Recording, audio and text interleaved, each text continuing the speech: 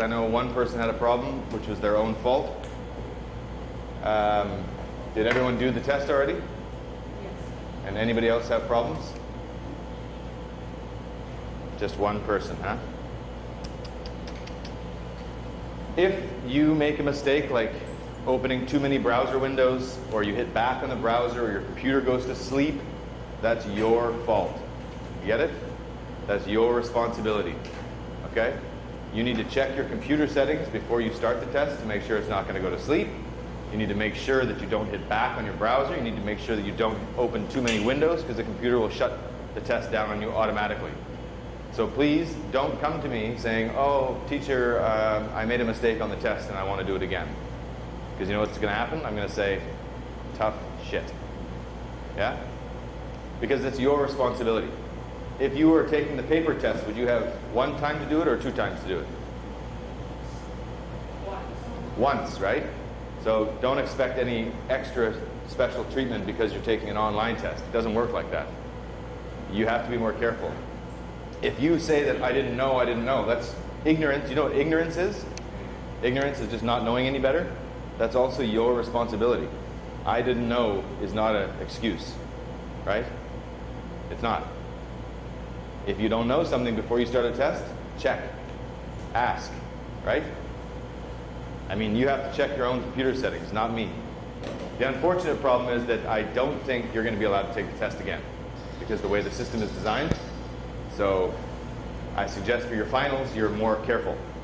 But you never know. You might get lucky, and they might figure out a way to do it. But if they don't, then you're stuck with the score you've got. All right. Today was so to do that, we've got some pork loin, and we've got some veal. Do you guys know what veal is? Shaunioro, right? Baby cow.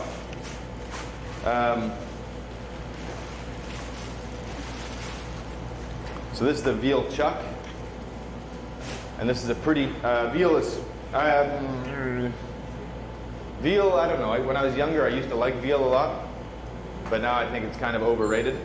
It's fairly expensive. It's more expensive than beef in most cases because it's harder to grow. It's sort of considered like a specialty product.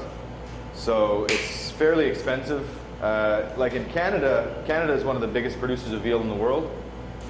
But in Canada, it's not super expensive, but import. So like to get veal in Taiwan, it's fairly expensive because you're importing it from another country. And because there's not a very big market in Taiwan for veal, they have to charge more for it because they're paying all the air freight and everything to get it over here. At any rate, veal is very commonly used in European cooking. And it's going to go into our bratwurst today.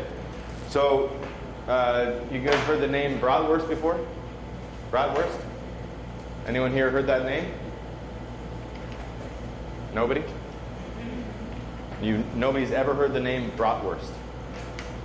Bratwurst? Never. You guys need to do a little more research on food, okay? Learning about food a lot of it is self-study, okay? Self-study. You have to really start to learn a bit more about food on your own. Bratwurst is one of the most commonly made sausages in the world, okay? It's a German sausage. Germany has two main sausages that are sort of worldwide, okay? They probably have three. One is called the Frankfurt sausage, which is what Americans have converted into a hot dog, basically. The other two are bratwurst and Weisswurst. Has anyone heard Weisswurst before? Weisswurst? Self-study, people. So a Weisswurst and a bratwurst are the two probably more famous, well, I guess not for you guys, but you guys do need to do some self-studying then. They're probably the two more famous types of sausages from Germany. Wurst means sausage, W-U-R-S-T, Wurst. And Weiss means white, and Brat is a German word for finely chopped or finely ground meat. I think directly it means finely chopped meat. So a bratwurst, the name of bratwurst just means it's a chopped meat sausage. And a Weisswurst means white sausage. So the difference between a bratwurst and a Weisswurst is that traditionally a Weisswurst is almost entirely veal, okay, or a mixture of veal and pork, but only lean pork. So think about pork for a second, if you can. When you cook pork, okay, how many different colors do you get from cooked pork? Yes, what are they? Not red. Dark and light. White and dark. Similar in a way to chicken, right? When you cook a chicken leg and a chicken breast, they're different colors, right? So when you make a Weisswurst, you want it to be white. So what we use is veal, because veal turns white as well when it cooks. And we use lean pork, okay? So lean pork meaning that it's low in fat, okay? But for bratwurst, we can use a mixture of pork and veal because the cooked product is usually more brown in color. So we don't need to worry so much about using only white meats, okay? Cooked white meats, that is. So I've got some veal chuck here, and I've got some veal pork loin. Again, with the pork loin, I just want to take out my silver skin.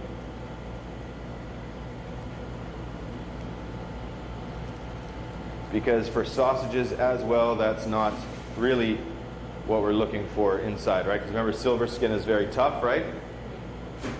So we don't want that.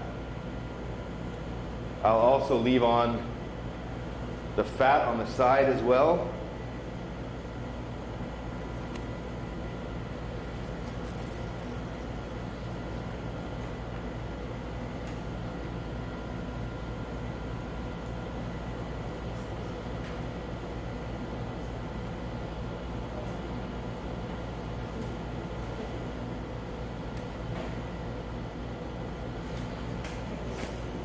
Okay, so I've trimmed off most of my silver skin here.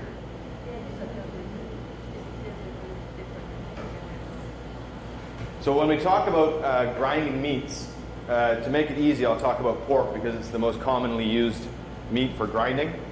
Okay, people make chicken sausage and beef sausage, but in terms of sausages on a global scale, right, I would say probably 90% of the sausages made in the world are pork-based. Okay? Probably 85 to 90% pork-based. Some people make a chicken variation of a pork sausage, right?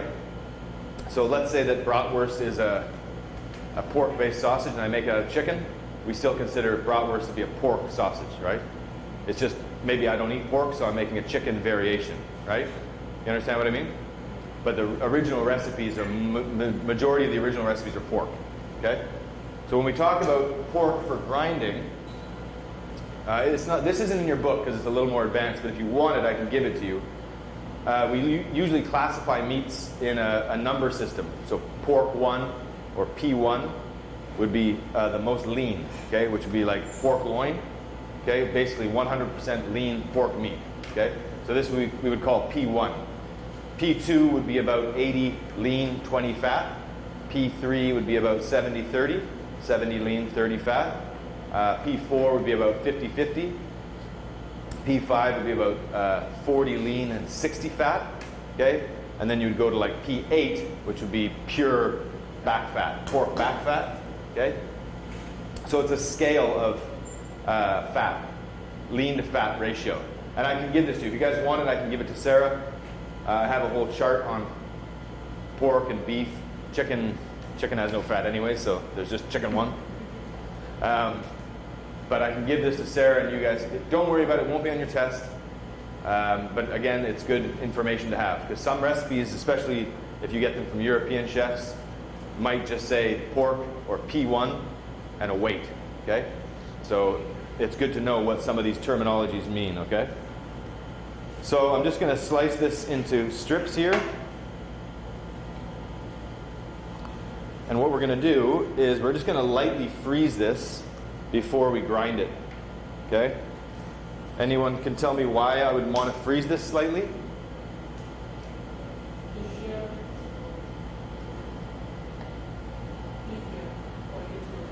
Yeah, it makes the job easier, okay? Think about fat when it gets hot. Like pork fat, it gets really soft and squishy and mushy.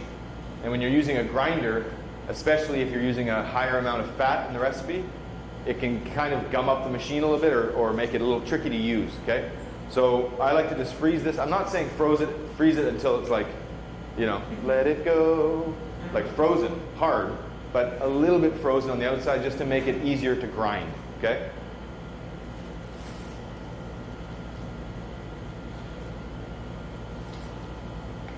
Now, depending on the type of machine you have as well, and I'll talk about the machine in a minute once we get this into the freezer. Depending on the type of machine you have, some machines obviously are very big, right? Some grinding machines are very, very big, so you can use very big pieces of meat. This machine is fairly small, right? I mean, if you look at it, it's a small, fairly small tabletop grinder. And because of that, I want to make it easier for the machine to work, okay? If I had a really, really big industrial grinder, I could probably just put the whole pork loin straight in, okay? So I've also got some trimming. Do you remember from before when we made our pork belly, our bacon and our pancetta and whatnot? We had some extra trimmings here, and I said, okay, we'll save that for the sausage. So I'm just going to take some of this. Now I want to make sure there's no skin on here, because skin doesn't really go so well into a sausage. And then I also want to make sure there's no bone. Okay, and that's pretty good there. And so now you can see there's a big difference, right? Whoa, it's so slippery. You can see the difference in terms of fat and lean meat, right? This is really, really lean, and this is almost, I would say about 60-40 lean to fat, right? So it's never a great idea when you're making sausage to use only lean meat, okay? Can anyone tell me why that would be not ideal? Yeah, it'll be a little bit dry, and fat also provides a lot of flavor, okay? Now, a common misconception when people have sausage or when they make sausage is they think the more fat that I add, the more juicy the sausage will be, right? They think that fat translates to juicy, okay? Unfortunately, that's not the case. Fat translates to some degree of juiciness, but really, if you just keep adding too much fat, what's your sausage going to be? Fatty, right? Greasy, okay? So when you want to add moisture to a sausage, usually it's done in the form of water, okay? And I'll explain that in just a minute once I get this cut up. Now, some recipes, I have a few really traditional German recipes. Some of them, they do use the skin, but the skin has been salted and then fermented or smoked, and then it's ground into the product, okay? But we're not going to do that today because, well, I just don't want to.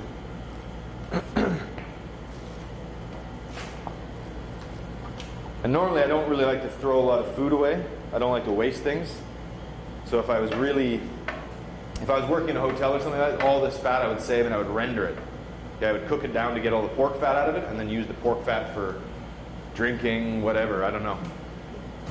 Here that's a little tricky because we don't have a kitchen and we don't have space and we don't have... So I won't do that. But like I said, all this trimming we're going to use for a sausage, it was from something else, right? So we're not wasteful in that way.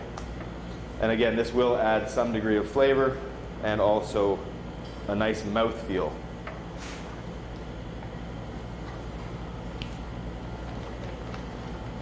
So there's also, when we talk about sausage, different categories of sausages. And in your book, near the end of the book, if you want to turn to that section, you'll see there's 3 different categories of sausage. If someone can find them and tell me what they are. I mean, I know what they are, but you guys look and tell me what they are. Raw fermented sausages, Slow down. It's just becoming one word now. Raw fermented, yeah, and then? Pre-cooked, and then? Raw cooked. So there's 3 categories of sausages, okay? Did you guys hear what Sarah said? Yeah, so what were they again? Raw fermented, raw cooked, pre-cooked. Okay? So can anyone take a guess? This type of sausage, bratwurst, is what category? Raw cooked. Okay? So the filling of the casing, we make the sausage is 100% raw, and then before we eat it, we have to cook it. Okay? There are other types of sausages where the filling is actually pre-cooked before it goes into a casing. Okay, that's called a cooked sausage. Okay. Then the other one was the raw fermented, right? Can anyone take a guess what would be a raw fermented type of sausage? Begins with an S. Another one begins with a P. You get it on pizza all the time. There you go. So things like salami, pepperoni, chorizo, these are called raw fermented sausages because the filling is raw, and then we hang it to ferment it, which cures it, or air cures it. Okay? So with that kind of sausage, we would add in what?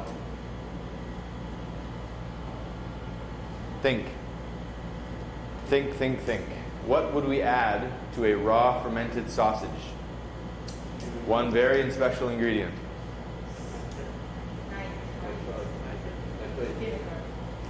How do you go from nitrite to vinegar? Nitrite, no. Oranges.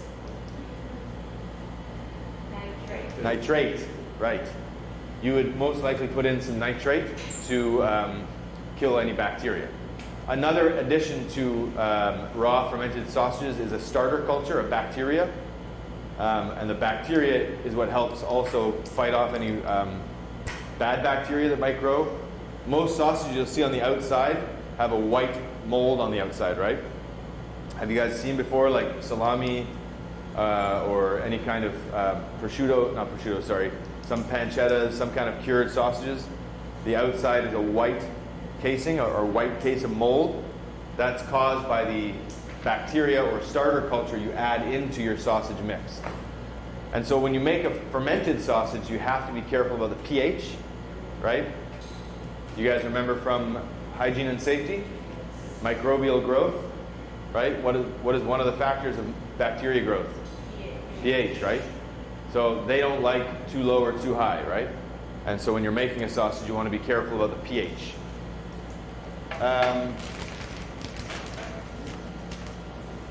So I think that's pretty good there.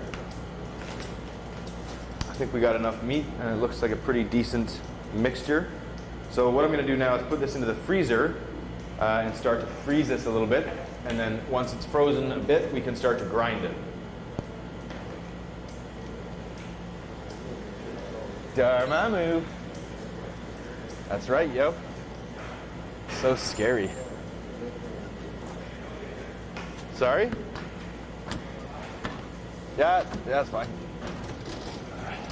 Just want to freeze that meat a little bit before we grind it.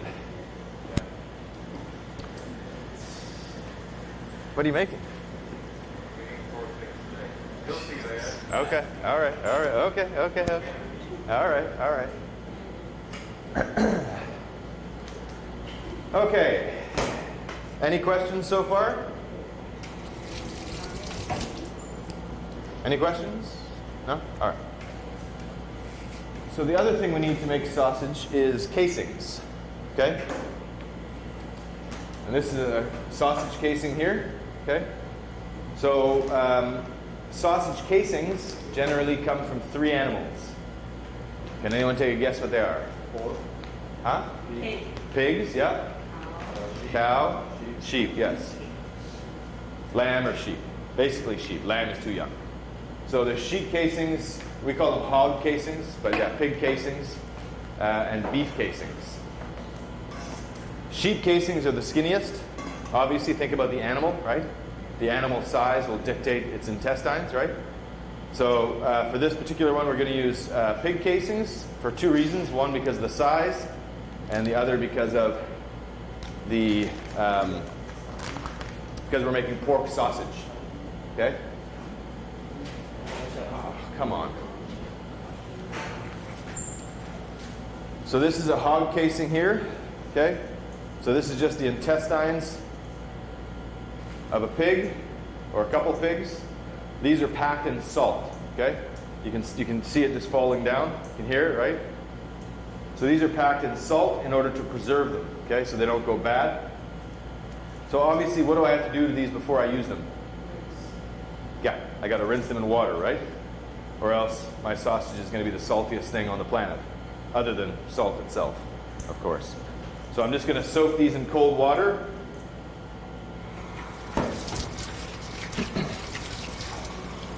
And I'll just let that run for a little while. And while that's going on, can I get a couple volunteers, please? 2 people, please.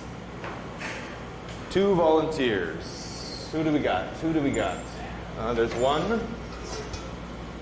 Nobody else? Stephanie, since you're standing up, you're a volunteer now.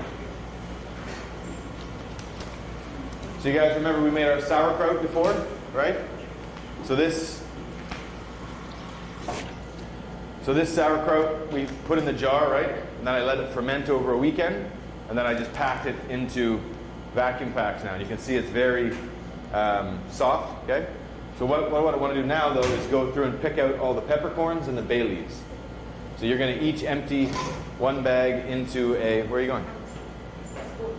Spoon. Use your fingers. Oh, okay. Wash your hands. Just wash your hands. Use a finger. What is that? Oh, very good. Very good. An X-Acto knife. Wonderful. Wash your hands, empty a bag into each bowl, and start to go through and pick out all of the spices that you can. So now with this sauerkraut, we're going to pick out all the hard spices, and then we're going to give it a quick wash, and then we're going to cook it. Okay? The other thing we need to make is some spätzle.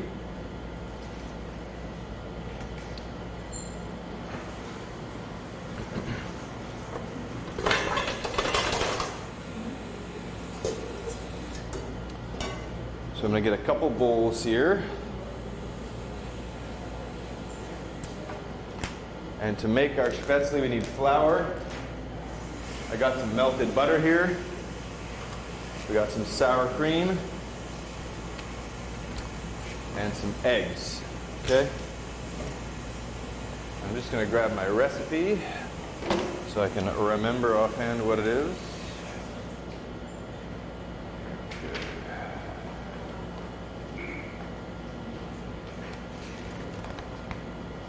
Is there a recipe for spätzle in your book? Or just the sauerkraut? I don't remember if I put it in your book or not. I may not have. Sauerkraut? Huh? Spätzle? No? Okay. Thankfully, the internet. I have it on my phone.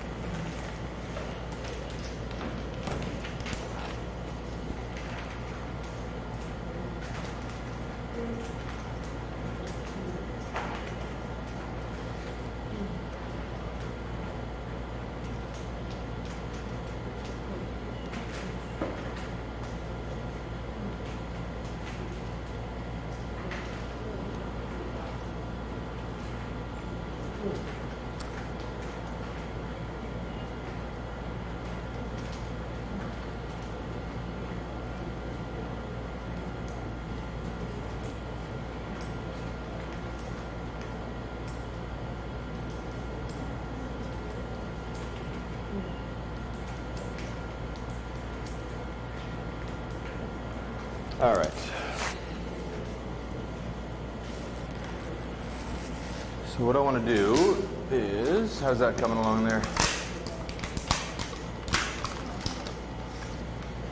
So essentially, Spätzle is just a German, which we made in Western already, so you should know this.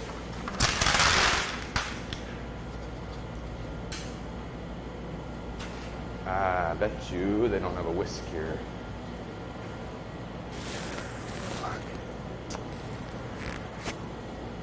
All right, I need to get a whisk from downstairs because they don't carry any whisks. Please, man. Can you do me a favor? Yeah. Can you just run downstairs and grab me a couple of whisks? I forgot they don't have fucking whisks here. What kind of kitchen is this? You just don't have any fucking equipment. It's just 2. No. All right, so Dharma's gonna go downstairs to get some whisks because why would they have whisks in a kitchen? That's so strange. So I'm gonna take some milk and I'm just gonna do a couple times the recipe here.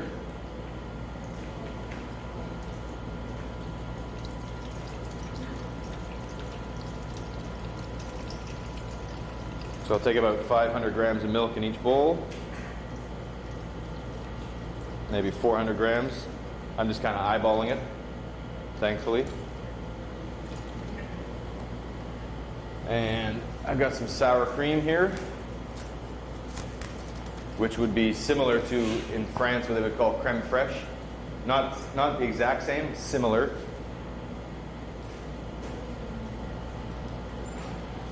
And again, I'm just going to eyeball it. So we're basically making a German flour dumpling, okay? So I'll squeeze some sour cream into here.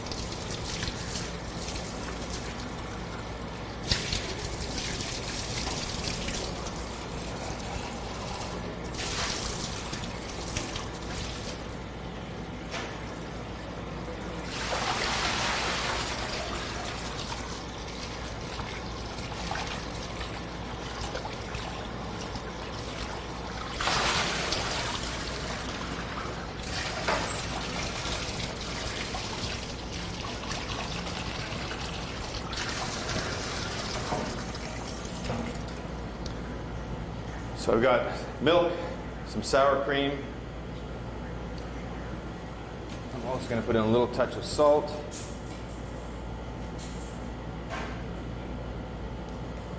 A little bit of white pepper.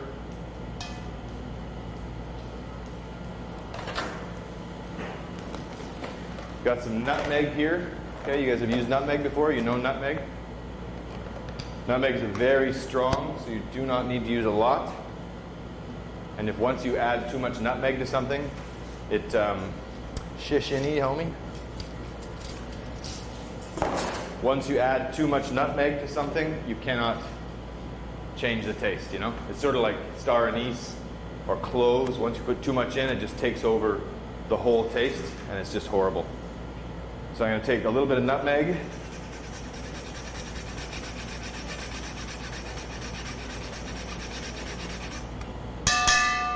And just grate that in.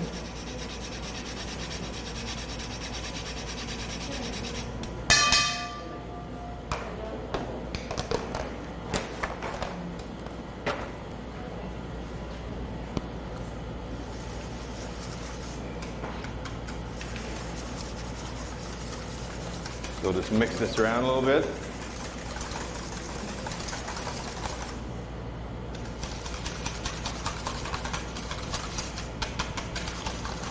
So normally, they have special machines in Germany, special piece of machinery to make spätzle. Basically, they set it up on a pot of water like this. It's a little box like this. They pour the dough in and they just go side to side, and it just drops down. We don't have that. However, this little guy here works fairly well. So I'll take some of the batter, once it's mixed with the flour, put it on here, and I'll just use a spatula to scrape it through, and it'll drop into my boiling water, okay? Not the best way to make it, but also not the worst. So now I'm going to take a couple eggs in each one.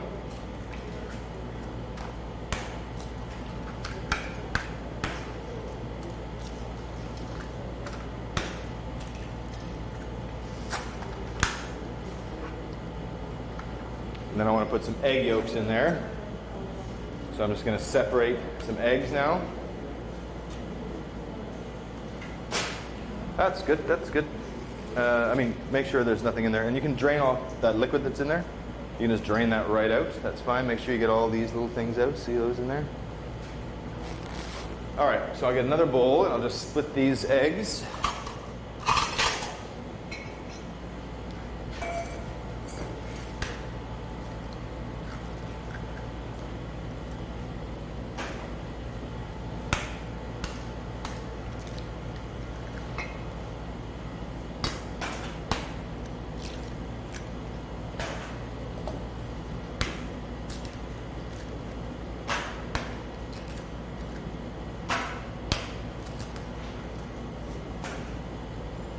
And then I'll just drop a few egg yolks, into each bowl.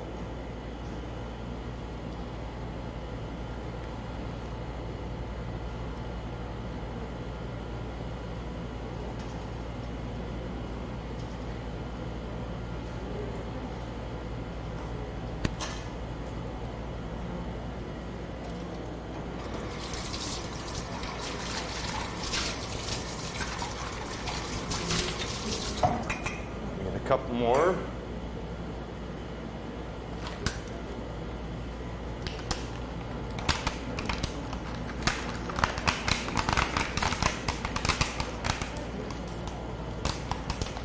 These containers are just the worst.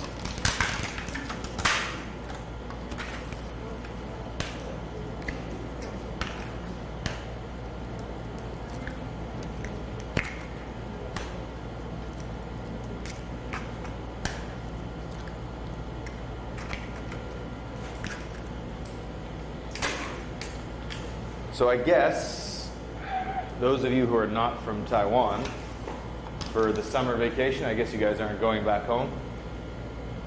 Or are you? You don't want to? You want to, but I don't think you can. I want a lot of things. I want to be back in bed, but that's not in the cards. So, yeah, that's a shame, but that's life, right? Unfortunately.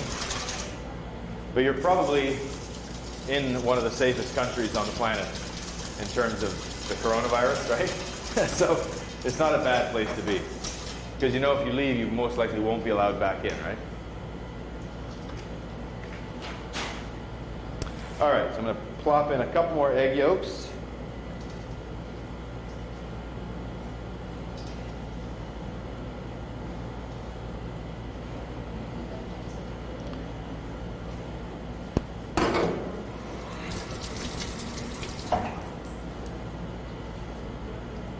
Oh, that looks good there. Oh my God, they're hiding everywhere, huh?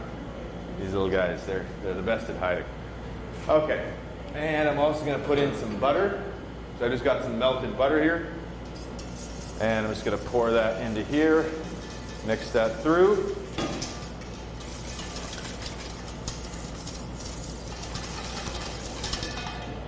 And also into here.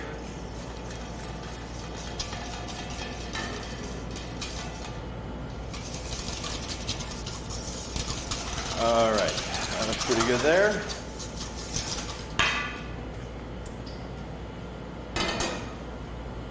Now I've just got some regular all-purpose flour here. And you guys know about flour already, right? The different kinds, right? What are the 4 main kinds of flour you can get? Start from the top, work your way to the bottom. Bread flour, what else is bread flour called? Hard flour, right? And then what? All-purpose, and then? Huh? No? Yep. Pastry flour, and then cake flour. Pastry flour is higher protein than cake flour, okay? So bread, all-purpose, pastry, cake. Although in Taiwan it's not, you can get pastry flour here, but it's fairly expensive, okay? Again, similar to veal, because it's not these things. Because it's not a super commonly used ingredient, okay? A lot of people just use bread flour or cake flour, or they use all-purpose flour. So it's not a super common ingredient.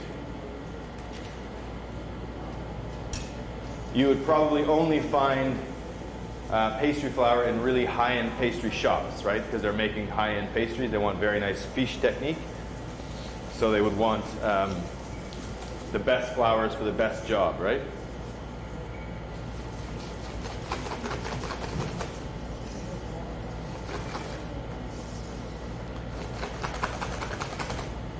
So I'm just going to add a bit more flour to this. And you want basically a fairly sticky dough, okay? You don't want it to be super runny like a pancake batter. You guys know pancakes, right? So a pancake batter would be fairly thick, okay? So in France they have crepes, right? Crepe and a galette. That batter is fairly thin. And then a pancake batter would be quite a bit thicker. And this would even be more thick, okay, or sticky.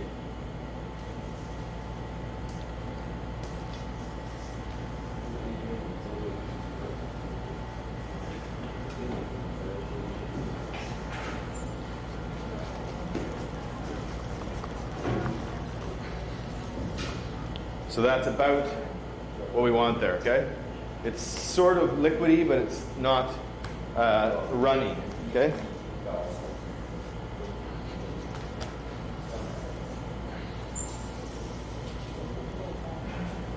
So that's our first spätzle dough. And now I'll get our second bowl made.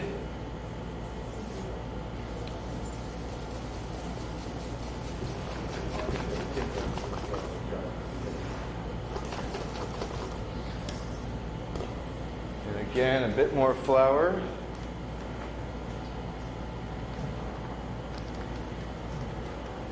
And then once this is made, we can just let it rest in the fridge until we need to use it.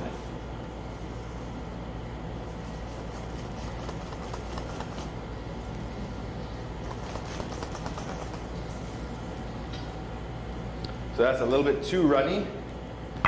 So I'll add a touch more flour, and then we'll be ready to go. So we got our spätzle batter made, and this can pretty much sit in the fridge for an entire day, even overnight.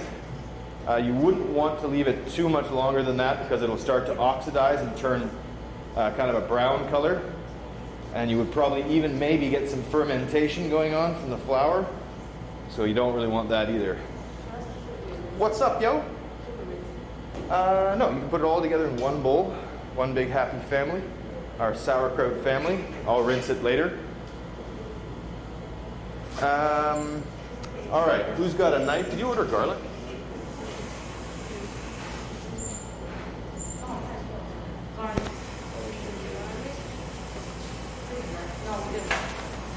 No.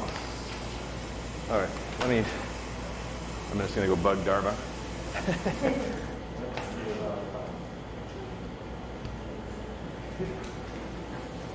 Sorry, one more thing. Can you just head downstairs, see if they have any peeled garlic? Whole peeled garlic. Check any bin, just grab some. Thanks. Sorry. All right, so we've got our spätzle made. Yeah, just put it all into there. You just dump the whole thing in. I'm going to give it a rinse anyway, so just plop it right in there. That's great. Perfecto, that can go in the sink. All right, so we've got our sauerkraut from before, right? We've got our spätzle dough here, which is just going to rest for a bit. Now, for the meat grinder,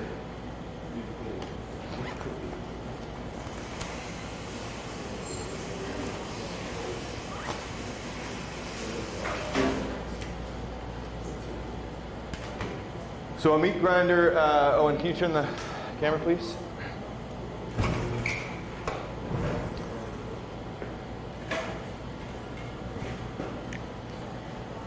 So meat grinders come in all different shapes, sizes, functions, whatever.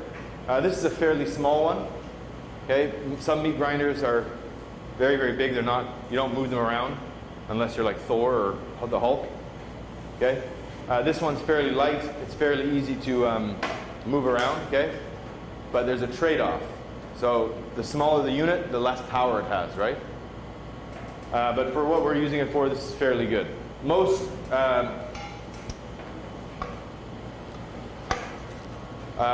meat grinders will have an on and off switch, okay? But actually it's not really an on-off switch. What it is, it's a forward and a backward, okay? So you can make the machine go forwards, so it's pushing out, or you can make it go backwards, in. Why would you want the meat grinder to go backwards? That's a great answer, thank you. Think. I can't hear a word you're saying. Clean. For cleaning? Not quite. Not quite. So sometimes when people put a lot of things into a meat grinder, this area here can get an air pocket, or it can get trapped. Okay, so it'll get blocked up. Once you put the machine together, it's quite a lot of work to put everything together. So sometimes what you can do is just put it into reverse. That'll bring everything back up. Okay. It'll sort of clear the jam, and then you can put it through again, okay? Not all of them have it, but it's a fairly decent thing to have. So this is the little spindle that goes into the machine, and this turns, okay, like a corkscrew. The meat catches in and it goes forward, okay? Do you remember from hygiene and safety? Don't put your hand into a meat grinder, right? I mean, now it's okay, even if it's on, right? Oh, there's nothing in there, okay? But once you start putting this together, you never put anything in here except for the plunger. Now, you can see already, somebody had a little bit of a stupid moment, and I guess they thought this was the hand. I don't know what they were thinking. And they must have put it like this.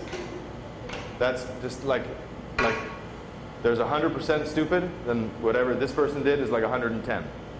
It doesn't even make sense why they would, like, why this would be here, and you used like, obviously you used the large end because it can't get pulled in, you see? It's bigger than the pathway, right? But this, so this has two ends. There's usually a square end, okay, and a round end, okay? The larger end goes into the machine, okay? Think about gears, right? How gears work. You need a large piece of metal to turn, okay? So this piece goes in. Now always make sure you turn it until it's all the way in. You see how it popped in there a little bit more? Some people tend to just put it in like this and they think it's in now, okay? But you have to make sure you turn it until it goes all the way in, okay? The other two, well, there's three more pieces of equipment, but the other two really important parts are the knife and the die. This is called the knife, this is called a die, okay? A die is basically a piece of metal that has different sizes on it, okay? And we have in the back here, you can see there's different size dies, okay? So for a sausage, this is about fine, okay? You could use something a little bit bigger, and maybe we'll do a little bit with this die, and we'll do a little bit with the other die as well, because sausages with a bit of variety in the meat size is nicer than all one size, okay? Like a hot dog. Might help if I actually took it off.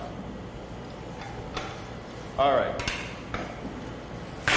Very important when you're putting this together is that the blade has to face out, okay?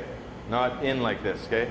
If it's like this, and you put this on here, all that's going to happen is your meat is just going to come out, and it's going to get forced out through the holes without actually being cut. So you're going to end up with these long strands of like gooey meat, okay? So it's important. You see this, how it's flush against the spindle here? That's the wrong way to do it, okay?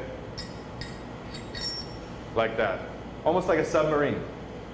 Da, da, da, da, da, da, da. Okay? Blade out, okay? Then the die goes on the very end, okay? On the top of all the dies, there will be a little piece of metal. I don't know if you can see that or not. You see it's not flush, it's not clean. There's a small piece of metal there. And there's a small groove here. That means this fits into that groove. Okay? And you can come up and take a look later. So to put the machine together, we slide this all the way in, blade facing out. And since we're going to use the big one first, this goes in.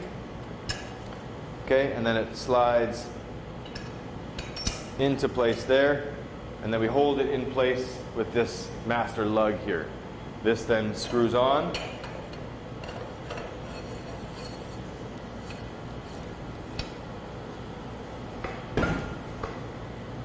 Nice and tight, okay? And now you can use your meat grinder, okay? If you want to take it apart, a very easy way is to unscrew this. Give it a few times and it'll pop this end piece right out, okay? So make sure before you use the machine that you've got it put together properly, okay?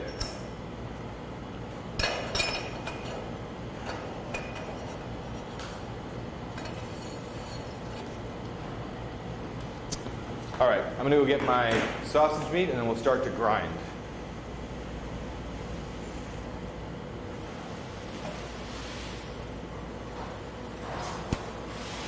Thank you, sir.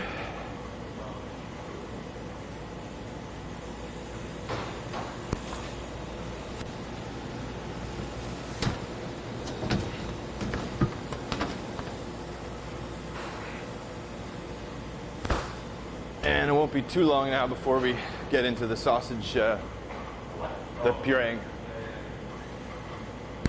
Ooh, that's really cold.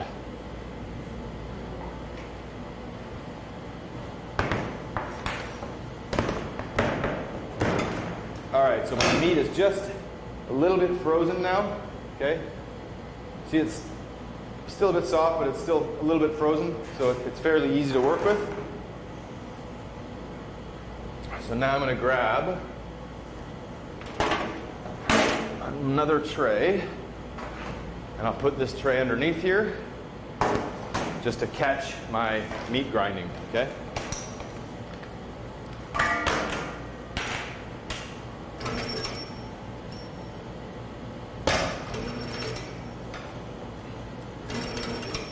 All right, so now we're going to start grinding our meat. Don't put in too much at once, okay? You can rest this piece here. This is called a hopper. Okay, this little bin on top. Some of them you can take off, some of them you can't. This one you can't, so it makes it a little more tricky for cleaning, but that's okay. So you can rest your meat in here. So you can put in a bit of different pieces. I got some veal, I got some fatty pork, I got some lean pork, so that I can just easily start to grind it, okay?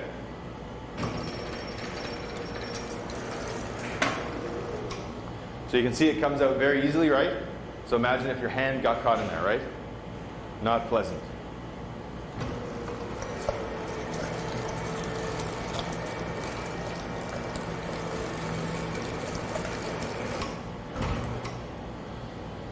So I'm just going to clean off the end here.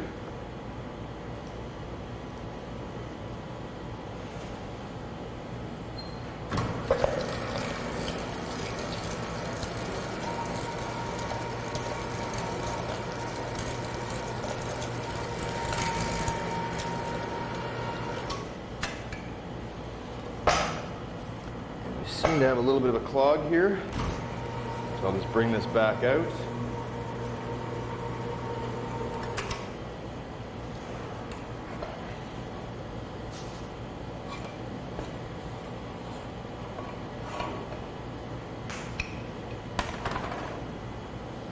So I probably could have frozen this for a little bit longer, just to make it a little bit easier to go through, but that's all right. I'll just trim this off real quick. So like I said, when the fat's a little bit more frozen, it makes it fairly easy for it to go through.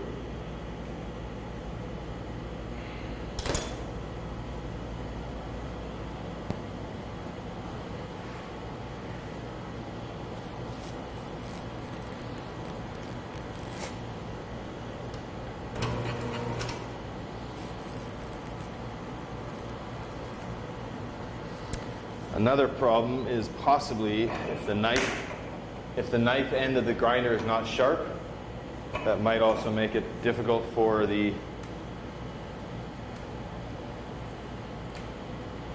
if the knife blade itself is not very sharp, that might make it difficult for the meat to actually go through the grinder, which is no problem. Just simply take it apart and clean the clog.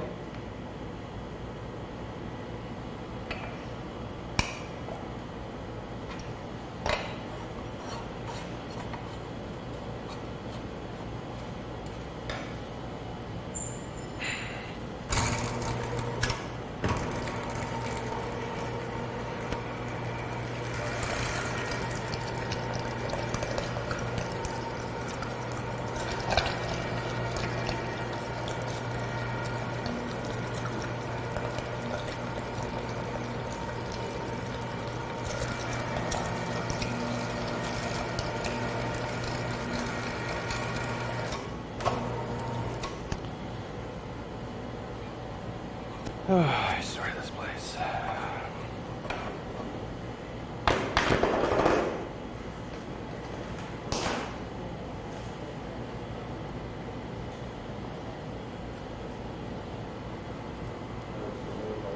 So I'm going to switch to another die here. Hopefully this remedies the problem.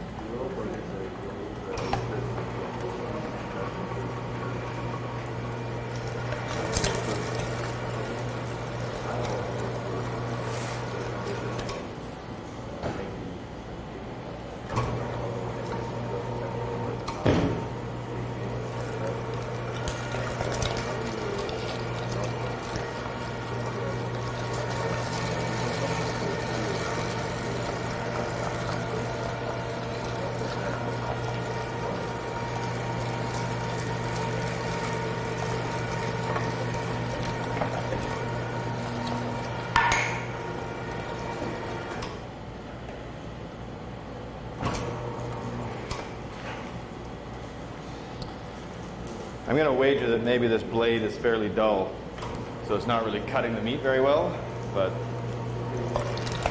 it's the only meat grinder we've got.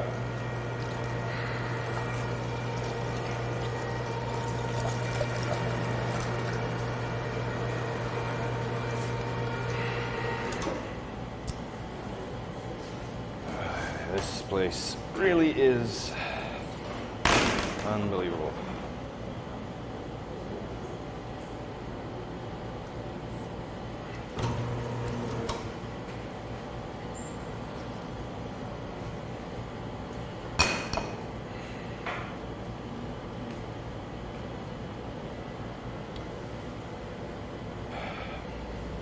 So what's happening is that the blade of the grinder is, I think, not really cutting, unfortunately, so it's just kind of forcing everything through the die and not really cutting it. So we'll see if we can't fix this a little bit.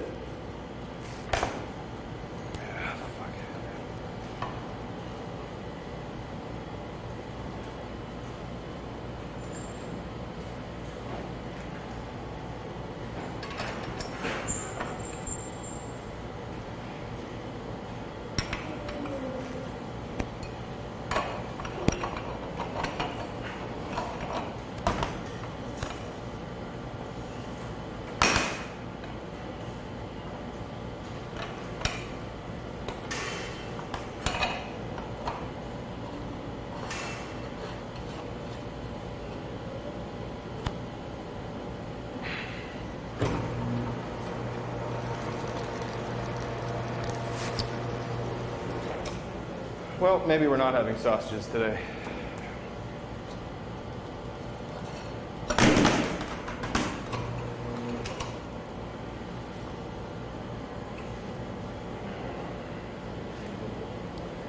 Even the simplest of things here is just impossible.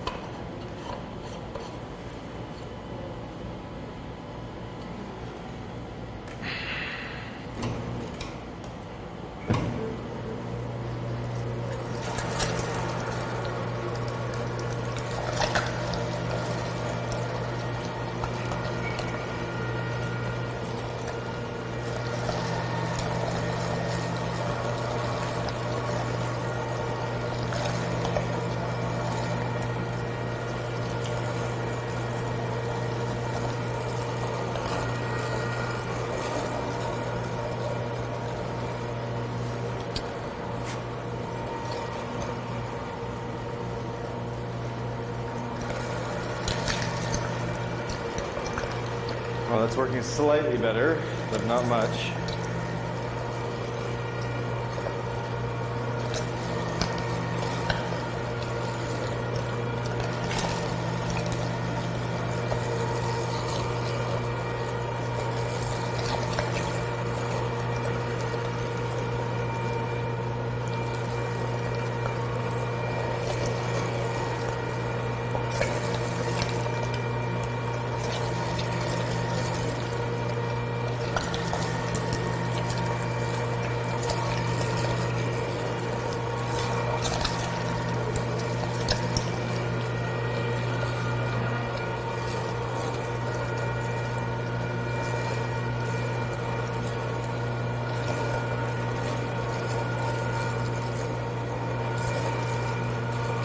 Can someone grab me a small bowl of ice from the main kitchen, please?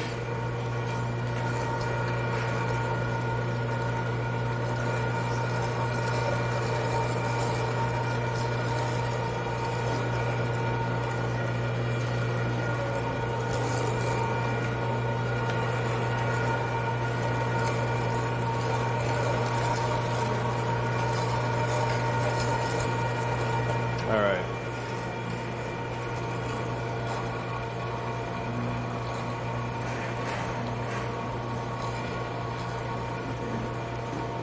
Another thing we can do at the end to make it a little bit easier to clean is we're going to put a bit of ice through the machine. The machine will grind the ice and force the meat out of the die here. Instead of sitting there and trying to poke holes through the die, it makes it a little bit easier. All right, so now we've got our grind here. So we've got our lean pork, our fatty pork, and our veal chuck.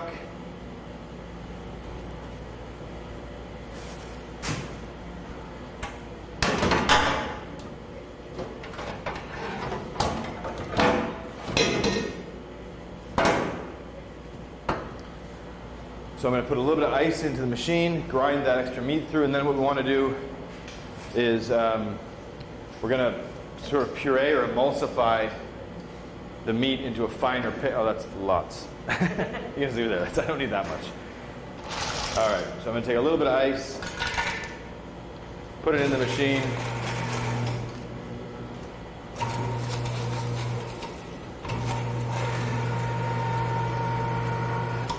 And that'll help me just to grind out some of that meat that's in there. So it'll make it a little bit easier to clean. And also, if you remember before what I said about moisture with sausages, right? Water is the best way to get it. So a lot of the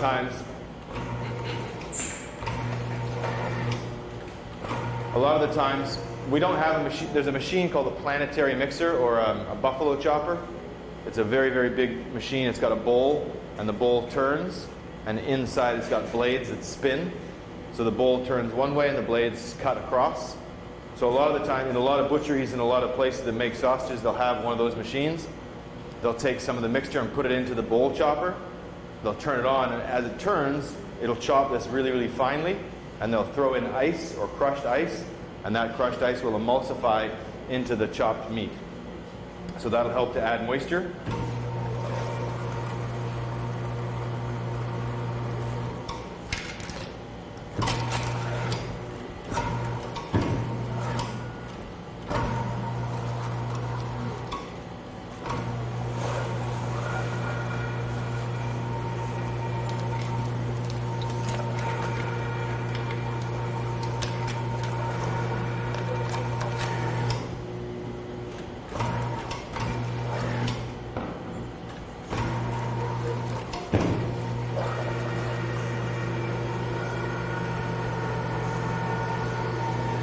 All right, so that's good there. Now to take this apart, the easiest way to do it, first unplug it, right? There's two butterfly screws on each side here. That will take this whole piece out, okay? So what I'm going to do real quick is just undo this part here, the flywheel. I'll get a small tray here. So we've got this we take out. And then I'm just going to use my hand and just force that through. So we got that out now. Let me just take this out a little bit more. All right. Let me take that out. And undo the flywheel here, these little butterfly wheels.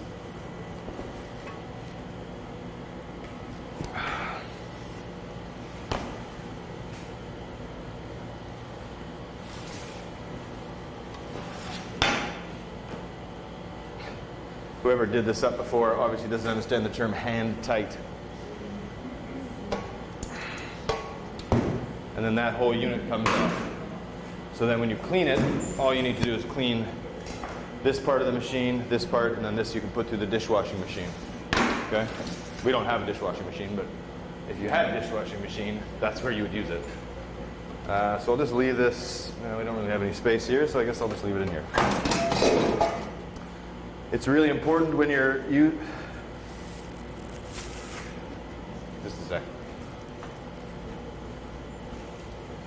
Hey. Hey, Dharma. This is it? What? Daniel should have ordered a couple big bags of it. That's Should be. from the Chinese. Oh, no. I didn't see any in the, Take a look. There should be a bunch down there. oh. I'm gonna need more than this.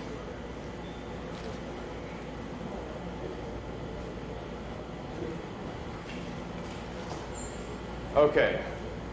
So our ground mixture is done. So what I want to do now, most sausages have a mixture between like a puree or a force meat, okay, a fine mixture, and a coarse ground mixture, right?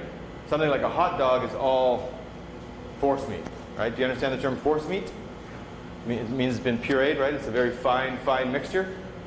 So like a hot dog or a Frankfurt is a fine mixture.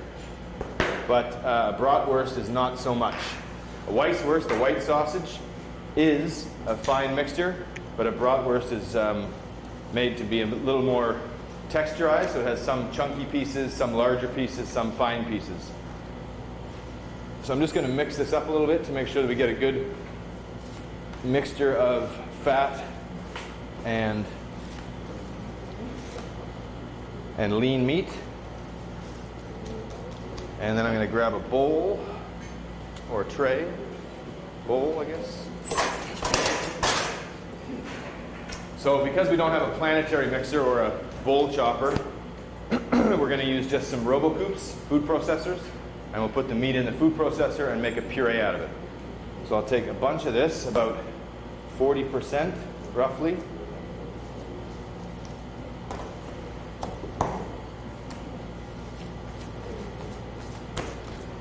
And the other 60% I'll keep here. So this I'm going to take into there and start to puree. You guys can take a break, get some water, and I'll be back in a couple minutes with this pureed already.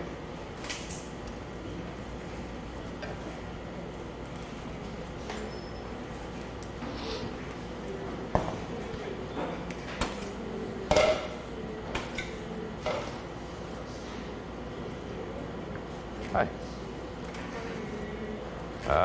Well, this is not really the right way to do it, but we don't. Normally, I would use a bowl chopper, a planetary chopper. Do you know what that is? You can Google it. You can go Google like a bowl chopper or buffalo chopper. Buffalo chopper might give you the fastest results. Some people call it a planetary mixer or bowl cutter or rotating bowl cutter. There's got a lot of different names, but. Yep, C-H-O-P-P-E-R. Yep.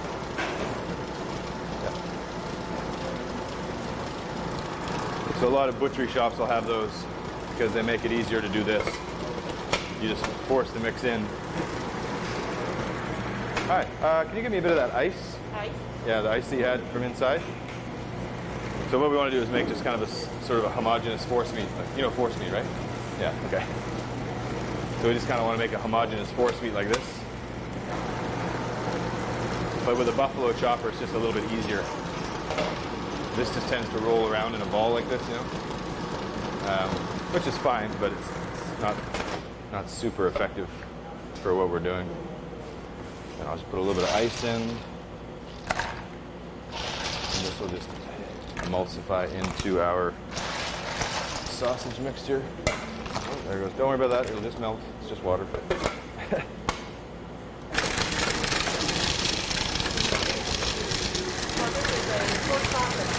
Yeah.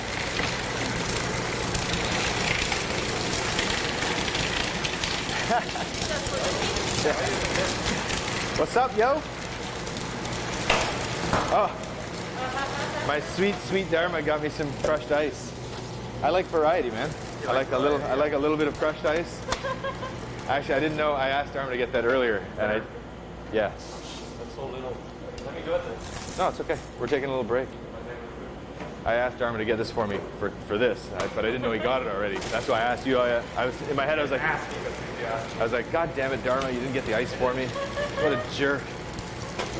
Yeah, sometimes I throw in answers like that on tests just for fun, you know, just to make it like a little more like not so like midterm. Yeah. You like that, then water pressure that has 0 point. No, I didn't realize that. Yeah. It is the cutting board for large poultry. Yeah. It's What? zero. The question is the cutting board required for raw poultry. 0, huh? Yeah, it got 0 points. Yeah, well, it's good. So I guess you get a free one. It doesn't affect your grade. There's still 60 points. The thing has 60 points because I can't issue the test until it's. Anyways, I really hate that system. It's the worst. Like I've used e-learning systems before, like when I taught in South Korea and whatnot. But we always use companies like there's one called Blackboard, another one called Moodle, which are like really, really good. But they've been around for a long time. But this e-learning we have here is just nothing but trouble. Really, I mean, it's just like problem after problem after problem after problem. It seems. But it's so cold. So we're gonna get a paste out. Yeah, well, we've got a paste now. Okay.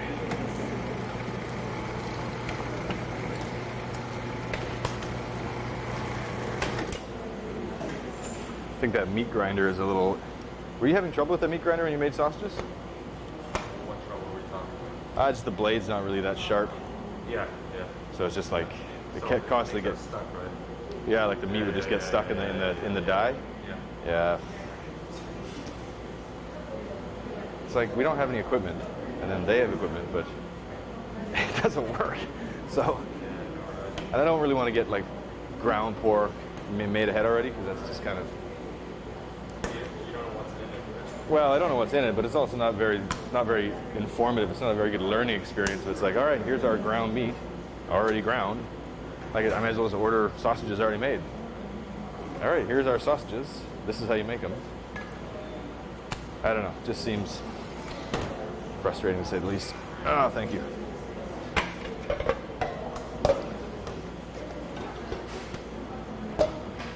So actually, Darmamu, you can probably just come in now. I mean, if you can wait a couple minutes. I still have to season up the meat and stuff. So there's no hurry. Maybe wait like 10 minutes, 10, 15 minutes, come back. Oh, okay. Oh, I love standby. So much standing. Have you blown the wind of God already? Have you blown the wind of God today already?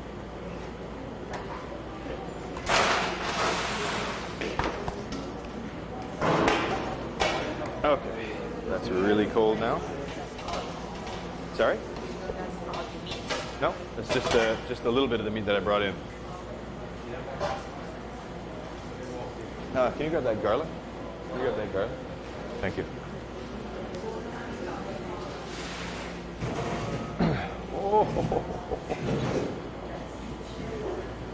Okay. It's you guys. I don't know how you can sleep so much. It's unbelievable. I sleep like 5 hours a day. That's it. All right. So you can see now we've got sort of a homogeneous mix, yeah? So now this is, again, like I said, doing it this way with the RoboCoupe, the food processors, is not the most ideal way to do it, but we don't have much of a choice. So now I've got my coarse mixture here.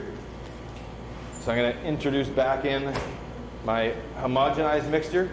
So one of the reasons we want to do this is when you have ground meat, it just kind of it falls apart, right? But when you have this meat, it sticks back together, right?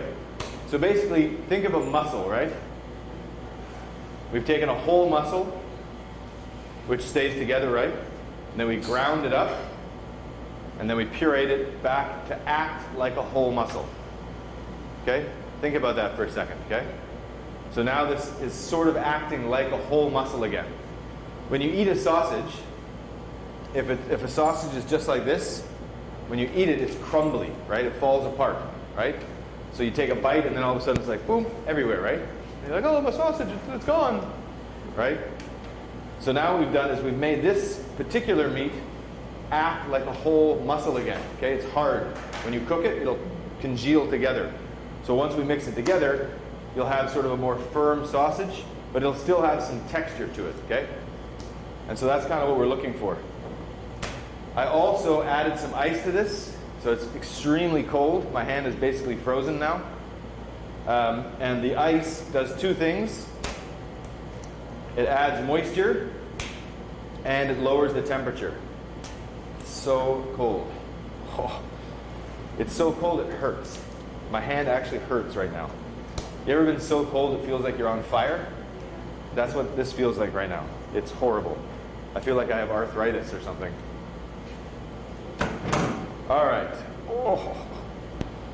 So I'm just going to spread that out a little bit. And then now what I want to do is just season it, okay? So before I do that, I'm just going to clean up.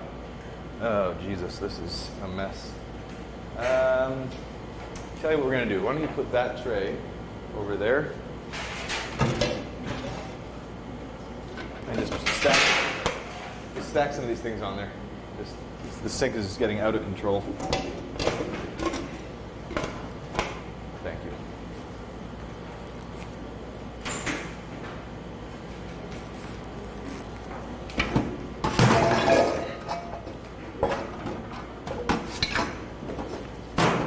This you can just put on the ground beside it. Careful, that's heavy.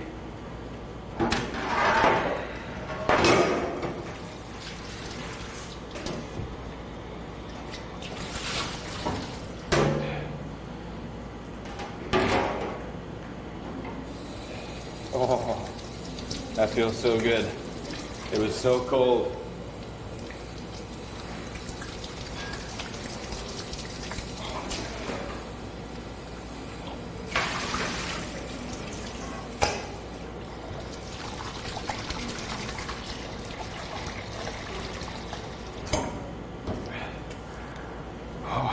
Okay.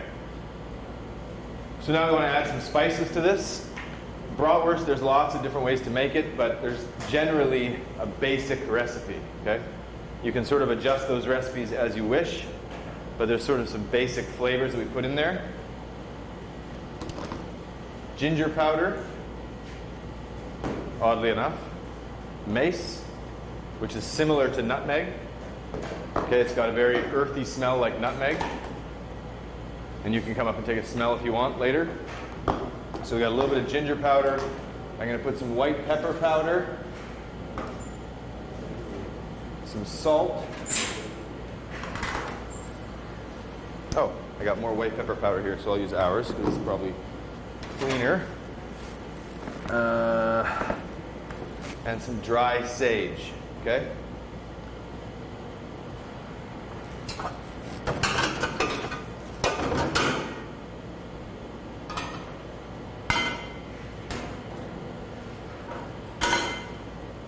So I'm going to take a little bit of salt. Now, I like to season it when it's spread out like this, okay?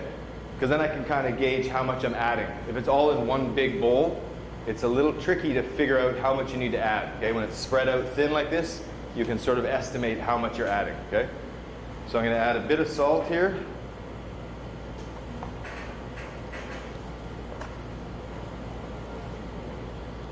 And remember, just joking. Remember that pork is naturally somewhat salty anyways, right? So don't add too much. I'll add a little bit of ginger powder. A little bit of dry sage.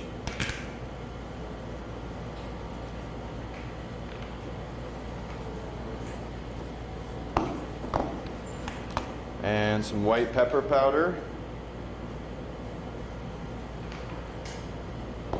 And then a little bit of mace. But again, mace is very similar to nutmeg. Okay, and if you add too much, it's going to be fairly difficult to eat. Sarah, when you got the spice tray, was there an oil? There should have been like a little oil container there as well.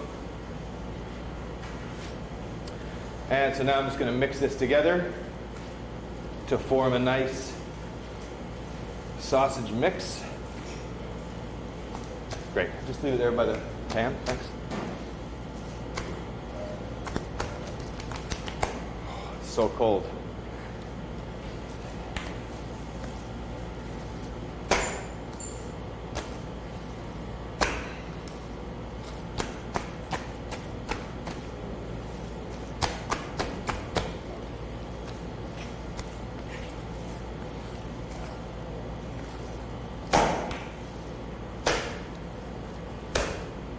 There goes my wedding ring.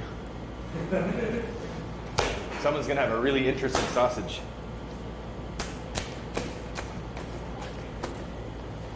So normally, well, no, I shouldn't say normally, but in very nice butchery shops, they will have what's called a vacuum tumbler. We actually have one here, but it's broken. Don't worry. Basically, it's a big machine with looks like a washing machine, and you put food into it, usually stuff like this. You close the lid, it draws the air out, and it turns it. So what it does is it tumbles it, and by having a vacuum, it forces the meat to come together. Okay. But yeah, like I said, that one we have is, I believe, broken. So it is of no use to us. Now it's just a nice little ornament. So I'm just going to wash up my hands again. Oh, it's so cold.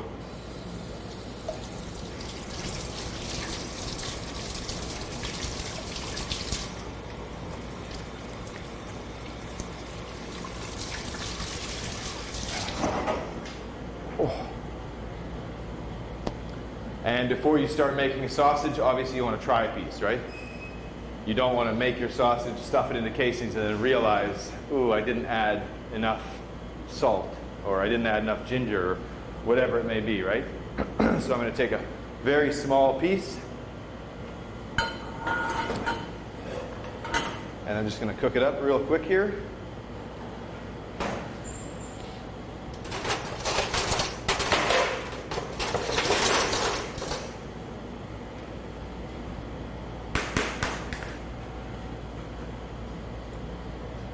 Just thin piece.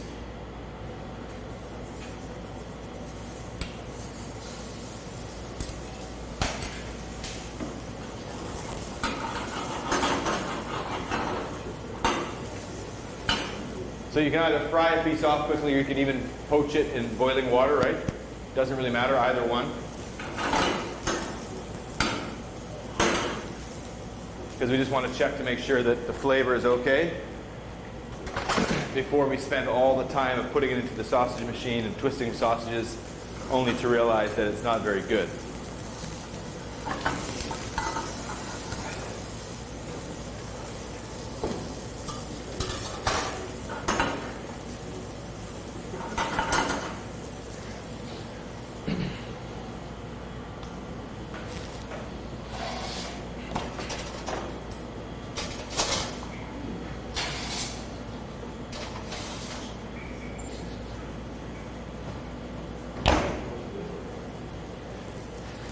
Okay.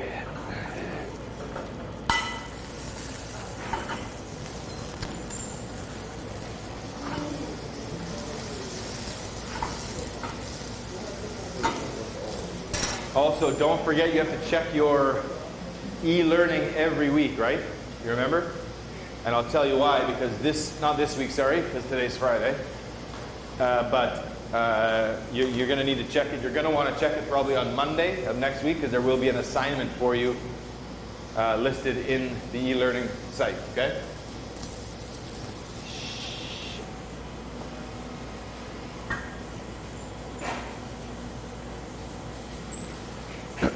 All right.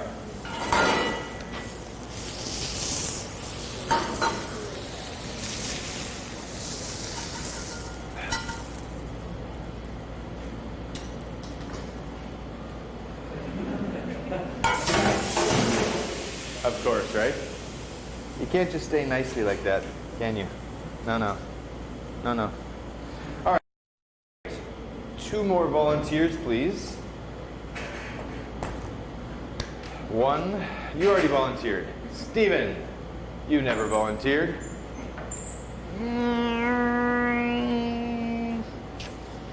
Lenny. Yeah, you look very surprised. You have your knives, Lenny? Huh? You didn't bring your knives. You need to bring your knife every day, Lenny. Get your knives, please. Lenny. Over there, please. You can set up 2 cutting boards.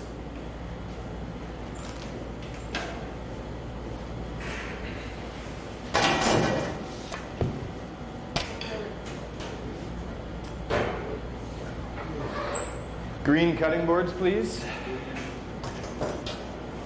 Green. Yeah, that's white. You can go into the room and get more.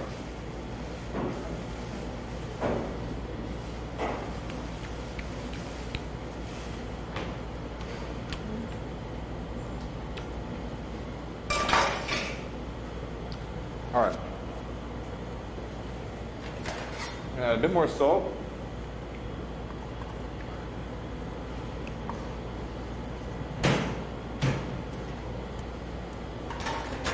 A little bit more white pepper.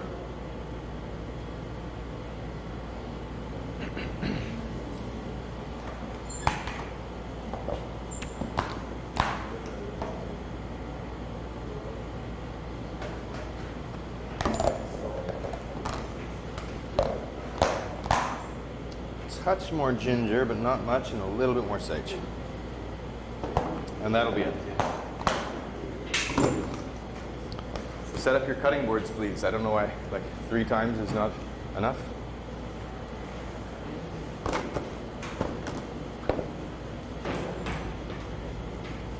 What are you doing? Yeah, you have all this space here, and you're just like, okay, let's just move his cutting board out of the way, because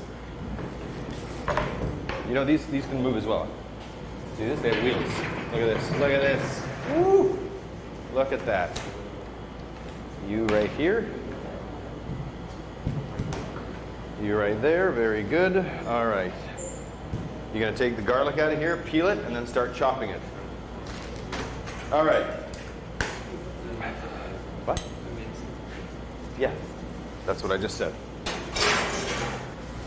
So I'm just going to mix this up again real quick, just to make sure that all those added spices I just put in get incorporated.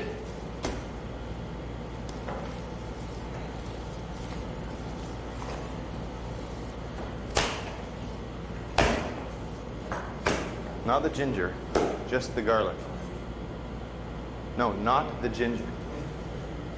Can someone translate from English to whatever language he speaks? Not the ginger, just the garlic. Yeah? Okay, so why don't you peel this so then you can chop it all together. So I'm also just slamming it down here, right? You guys have probably seen this before in Chinese cooking, right? This is just to help get some of the air out of it.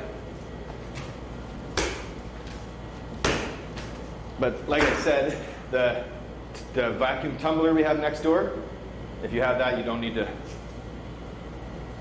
do that, right?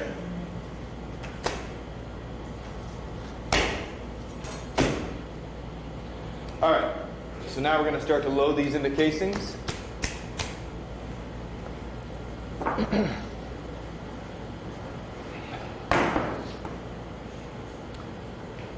So my good friend Dharma is going to help me here. So this is my hands are covered in pork, so I don't want to be like, This is a sausage stuffing machine, okay? Nowadays, this is the very first sausage machine ever made. This is like an artifact. It's like 700-800 years old. Nowadays, they're much more mechanicalized, right? They're usually on-off switch, right? But we've got a hand crank one here. All right. So I'm going to start to fill it. So we load into the top here, and it comes out to the bottom nozzle here. On the top lid here, stop it! On the top lid here, there's a black seal. Can you see that little black line that runs around the lid there? That's going to create a vacuum inside here, okay? There's also a little valve on top, so once we put the sausages in, we lower it, forces the air out of the top, and then we put a little plug, which is right there. We'll put a little plug in there, and that'll seal it up again, okay? So I'm just going to go ahead and put my sausage mix in.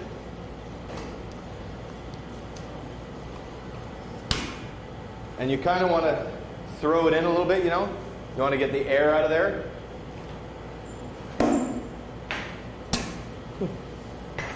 So if you're a big fan of Bangzhou baseball, this is good, you know? Maybe your friend can go on the other side of the room like this, and you can practice your Hideo Nomo, okay? Or your Yu Darvish. So we'll get that in there.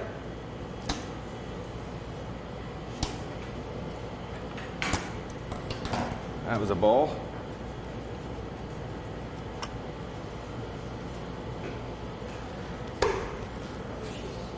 You like that? You like that? All right. So we're all loaded up here. Can I say I get excited? Sausages to make me happy. All right. I'm just gonna go wash up here again. So many washing.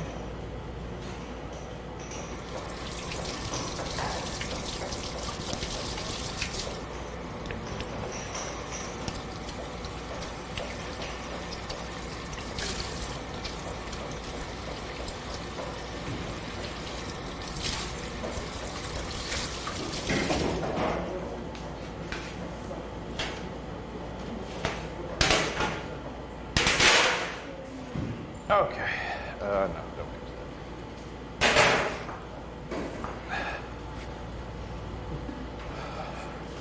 that. What's that? Yeah, well, yeah, just give me a second here. All right.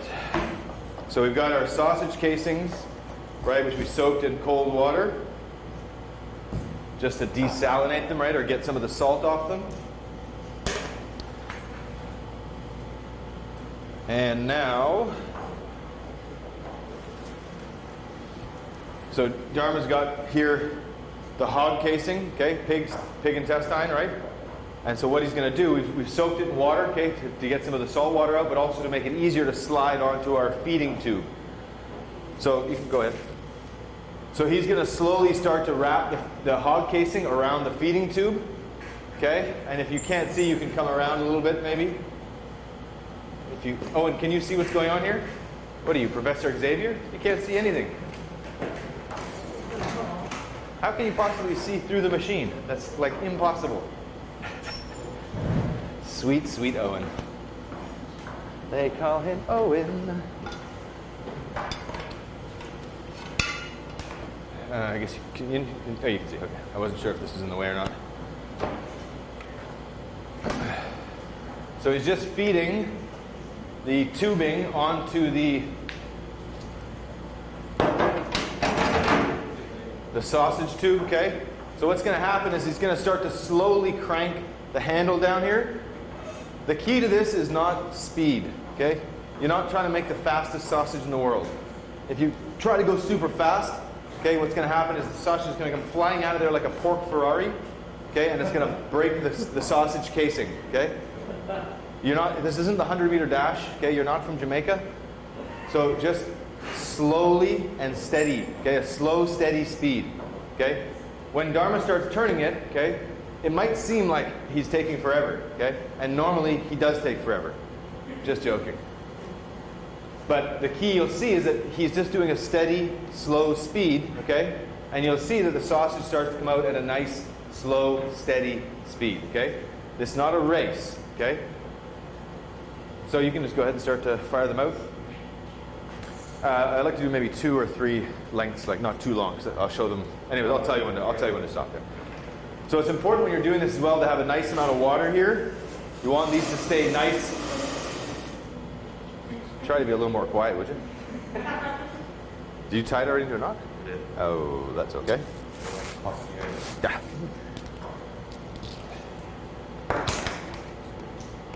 It's okay.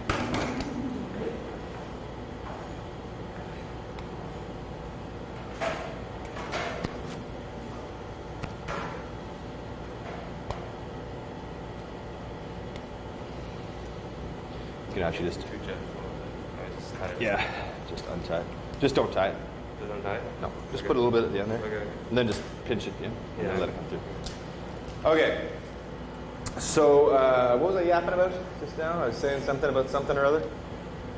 Oh, so you want to keep the sausage casing wet, because if it dries out, what happens is, that's good. What happens is, as the sausages start to come through, if it's dry, the casing will attach itself or stick on the plastic. Okay? Think about, you guys have all been children before, right? Trick question, of course you were. Some of you still are. So you know when you're a kid and you go down the slide, right? You know when your skin touches the slide, it catches, right? And it's like the most painful thing ever to that point in your life, right? You're like, ah, mom, ah! It feels like your skin's about to tear off your body, right? I'm sure that everyone has experienced this before. It's horrible. That's essentially what's happening, because this is just like a slide, right? It's plastic, okay? So this is like your skin, right? If it's dry, it's going to catch on it, and it's very hard for the sausage to move along or come out. So it's going to stick on it, and it'll tear the casing, okay? Which is what we don't want, okay? So you can see now he's moving it at a very, very low speed, okay? But what's coming out is just a nice coil of sausage, okay? And I'm just going to take a little bit off the end here.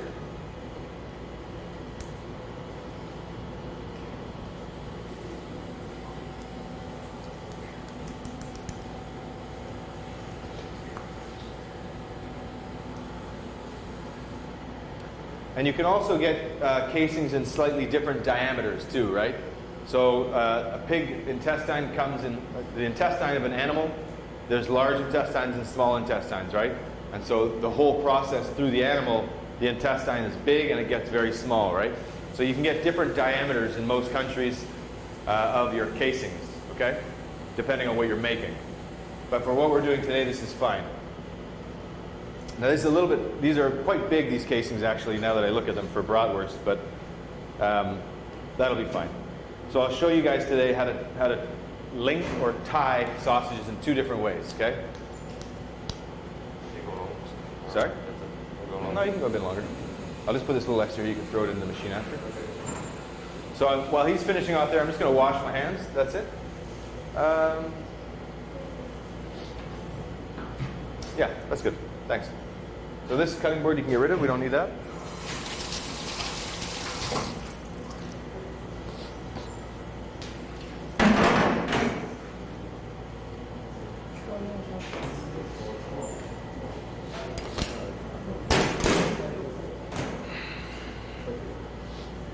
Okay, that's good there. Yep, that's great. All right. You can take a little bit longer. Perfect. A little bit more. Yeah, that's fine. Yeah, that's great.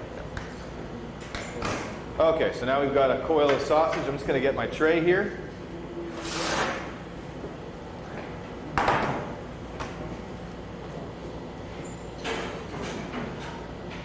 And I'll just transfer this over to here, and I'll move it back over here, and I'll show you guys just easily how to link your sausages, all right? So sausages come in a variety of different ways, and you guys can come back over here if you want now, your original seats. Yeah, put it in there, yeah, and then this cutting board you can get rid of.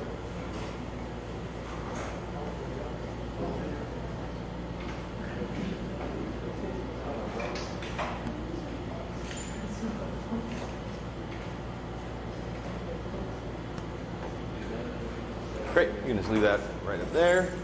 Wunderbar, thank you. Okay, so we've got our lovely sausage here.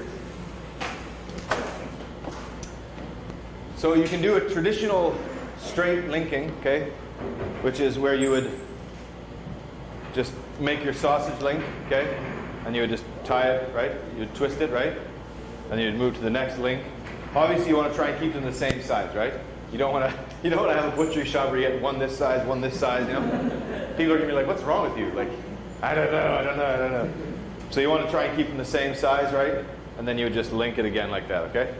That's the easiest way to do it, right? And you would just keep moving down the line, okay? Twisting, yeah? And you would do the whole thing, okay? That's one way of doing it. And what that will give you is just a straight line of linked sausages, right? So the other way to do it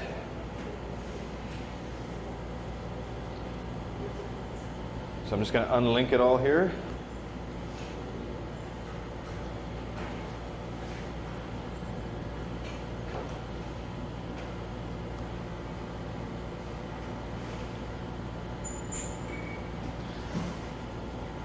Sorry, it takes a minute to get it kind of reworked into a tube again once once you kind of start twisting it and linking it, it gets a little bit messed up here. That's okay. Just take a second here.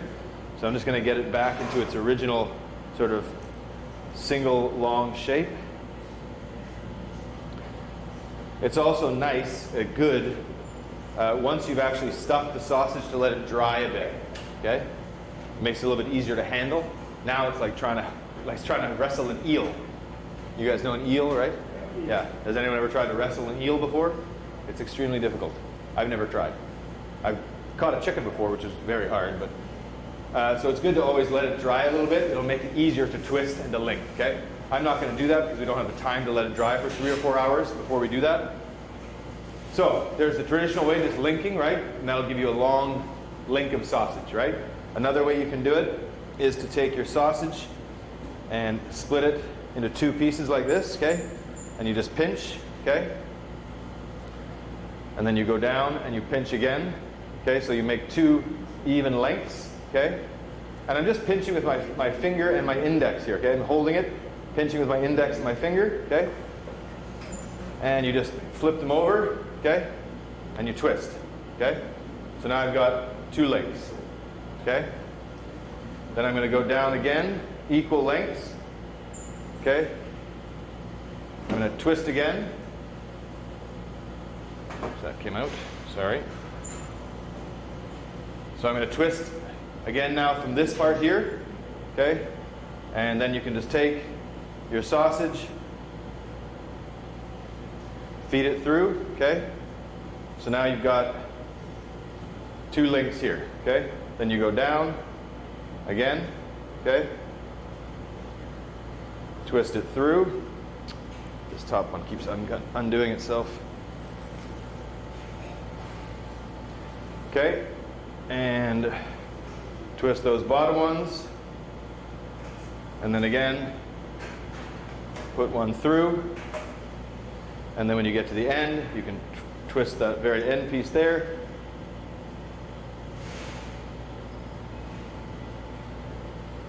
And then so in most butchery shops, see, like I said, it's very slippery, huh? Most butchery shops, what you would see is something like this, okay? So you would see this maybe hanging in the window, okay? They would put it on a hook, and they would hook it from their windows, okay? This one just keeps coming undone.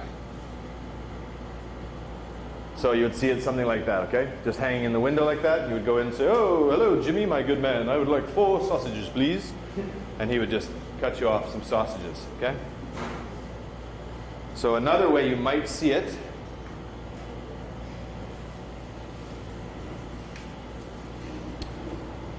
and it's fairly wet, so I'm just going to dry it off a little bit. And you know what I'm going to do? I'm just going to leave this one as it is, and I'll do it with another one. You got another one ready there? Okay. So yeah, I'm just going to tie this one off because perfect. Thank you. Thank you. Like I said, when you start to tie them off or link them off, and then you undo all the links, it gets kind of hard to work with them again because they become fairly spread out in the casing. And so I'm just going to tie a knot onto this side here.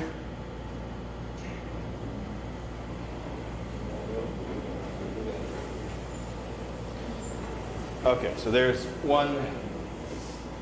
That's the second way, right? So there's just the straight link after link after link, right? And in a lot of cases, you'll see sausages sold in butchery shops just like this, okay? Just in coils like this. In South Africa, they have a term called brai, B-R-A-I. So you'll hear a lot of, if you know any South Africans, they're always going on about having a brai. That just means having a barbecue, okay? But they have a very special sausage called a boerewors, which is a South African beef sausage. And that they'll often just cook in a big coil like this on the barbecue, and then people just come up and cut a piece as they want it, okay? So now I'm going to take this one here. And again, I'm just going to make a link, okay? Give it a little twist here. Then I'm going to go down and make another link here, okay?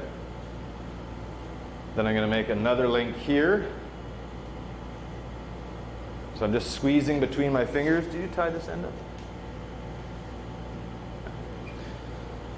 Okay, so I've got one link here that I just twisted, another link here, the same length, right, that I just squeezed my fingers in. Okay, then I've got another one here, the same size. Okay,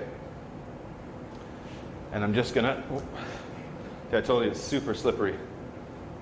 So I'm just gonna slide this through. Okay, so now I've got 3 sausages here. Okay, then I'm just gonna pull this through. Okay, and I want to make the same length, okay, like this. Okay, now I can let this go and take this one up here, okay. And there's a bit of a hole here, but that's okay. So the casing's burst a little bit. And then I would take this one, again, link it here, same length, okay. Over and pull it through. And if it was longer, I would keep doing that process, right? And so what you end up with is also what you'll see in butcher shops is something like this, okay? Have you guys ever seen this before in Taiwan? Maybe, yeah? So you'd end up with a long link of 3, 3, 3, 3, 3, okay? This is a very fast way of doing it, okay? I do this like once a year. So sometimes I forget, like in my brain, like which way, you know. So you would end up with something like this, okay? So you get links of 3, okay? And it's very easy to hang as well, okay? So you'd have something like this, okay? The two links here.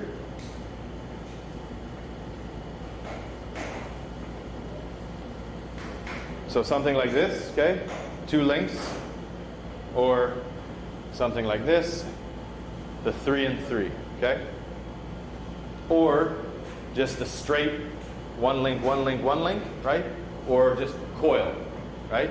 So there's 4 basic ways you can link sausages, or in the case of the coil, not link them, right? Do we still have more sausage, or is that it? Ah, lovely, lovely, lovely, lovely. So while he's doing that, I'm gonna wash up again.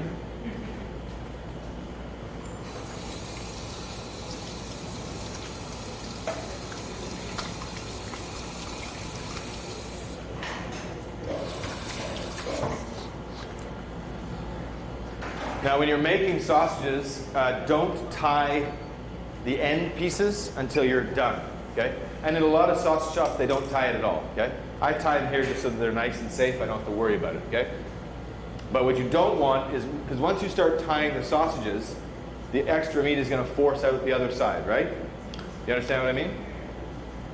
It's just like think of a water balloon, right? If eventually by twisting it, one end is going to burst, right? So the same thing will happen with sausage. And you can already see this side here, a little bit's coming out, okay? Which is fine, it's not a big deal.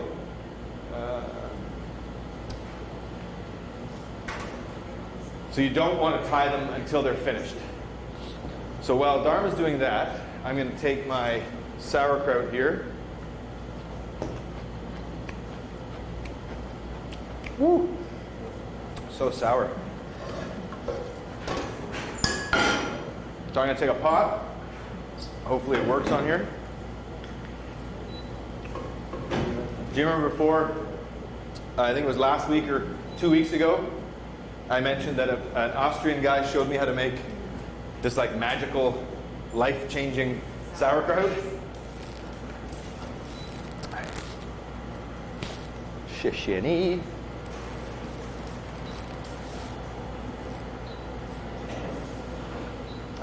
Pearl, do you want to give me a hand?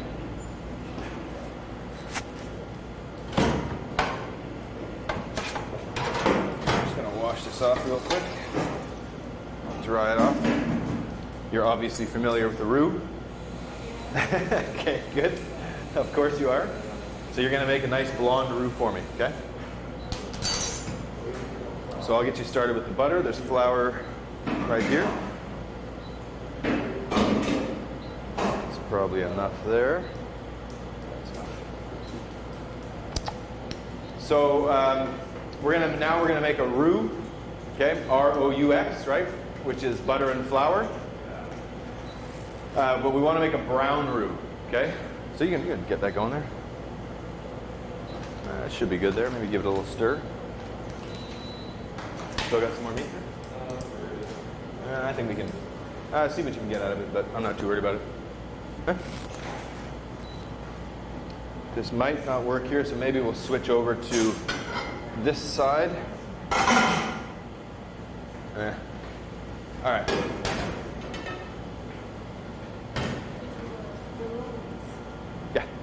Yeah, just give it a quick mix. Once you get it into like the roux, then just turn on the heat, right? Turn the heat on. Should be this one. Yeah.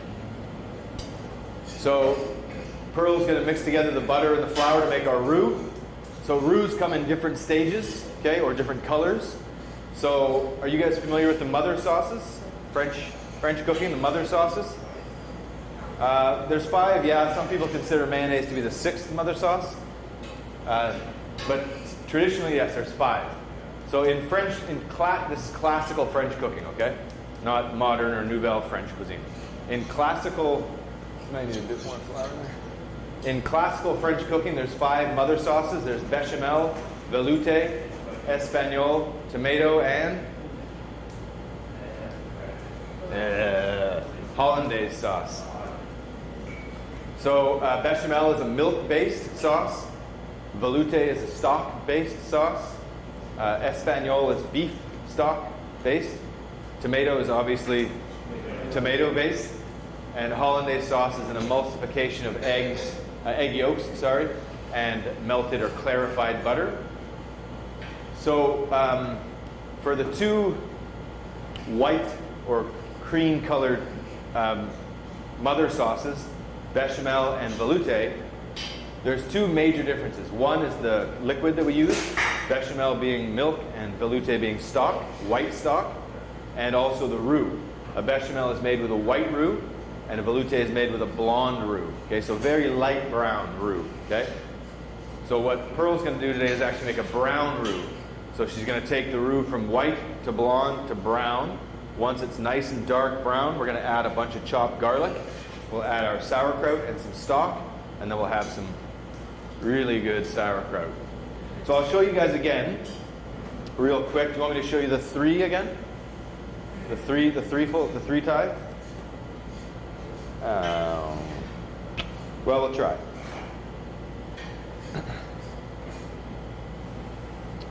So we'll take one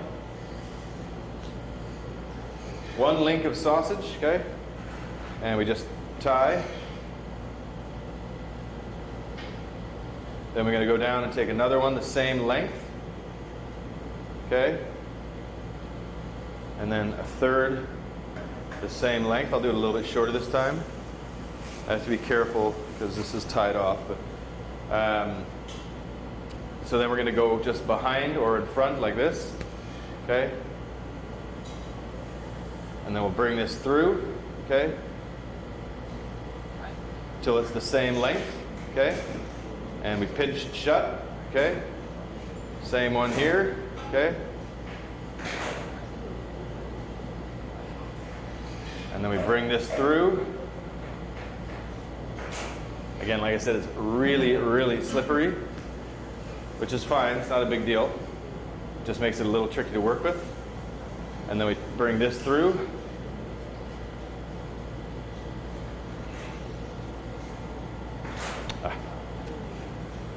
I'm just worried here that it's going to pop on me. See, I told you, I don't do this very often, and now I can't remember. All right.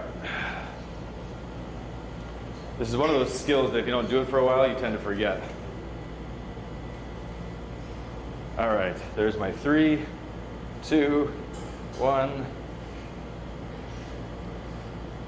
And through. Oh, God.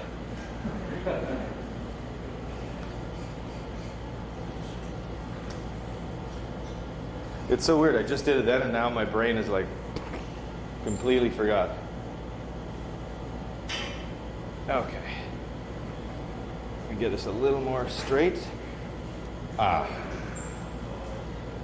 okay.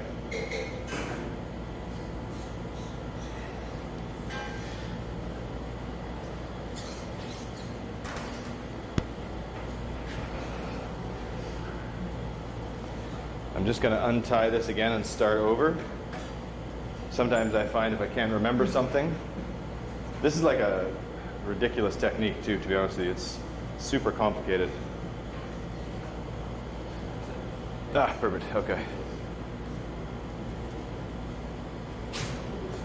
So we take one link, tie it. Okay, we take another one the same length, go across, okay, around, let that fall down.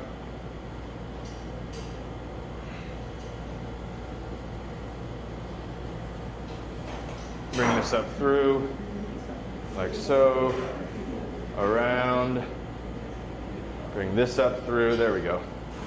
Okay, that's better. Bring this through, around, okay. Bring this through, behind. There we go, okay?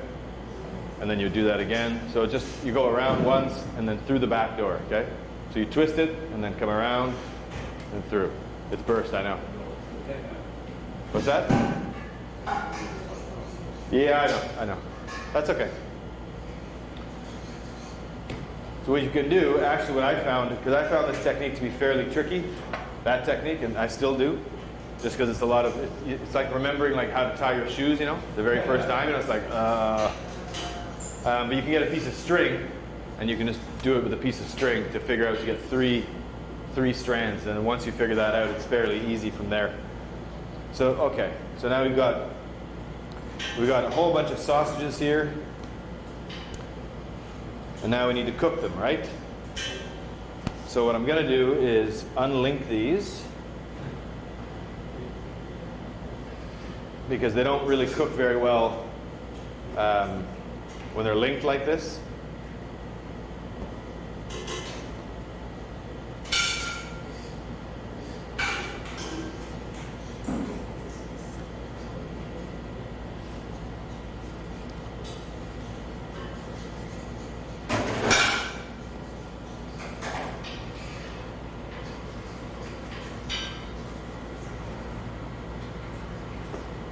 And what I'm going to do is just get another pot. I'm going to get this pot of water boiling here.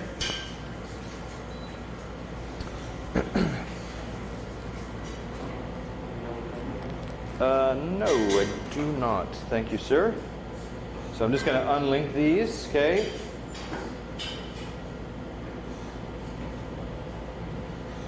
Sarah, could you grab a bowl and a ladle and grab me some chicken stock from the pot that's cooking in there? Dharma can tell you which one is which. You should be able to tell, actually, just by looking. So I'm just going to unlink these. You can fill that bowl up. If I don't use it, I can put it back. It's fine. All right, so now we've got our unlinked sausages. And so what I'm going to do is I'm just going to use that pot of salted boiling water there, and I'm just going to blanch. Just going to blanch off the sausage, and then once it's blanched, we can just finish it in the oven.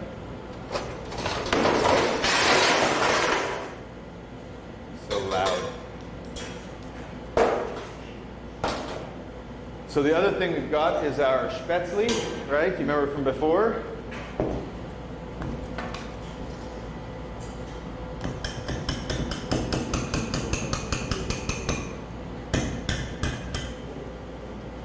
And how's that coming there?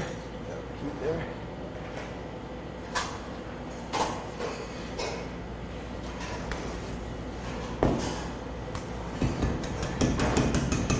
Okay, so we've got our spätzle dough here. So I've got a couple trays here for the sausage.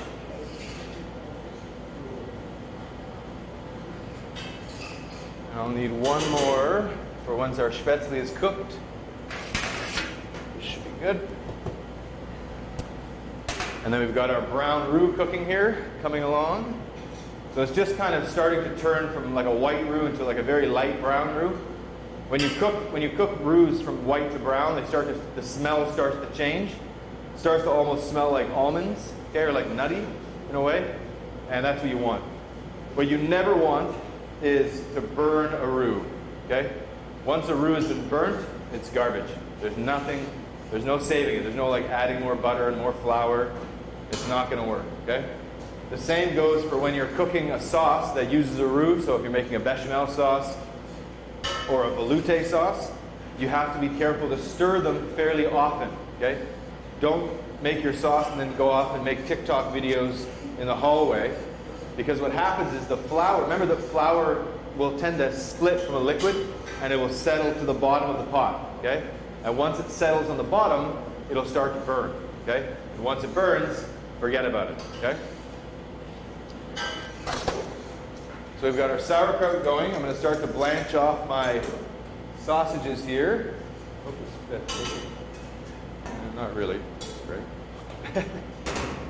I love how mix and match everything is. Everything's different sizes. Nothing's standard. So great. That's fine. Don't worry. Just keep an eye on that.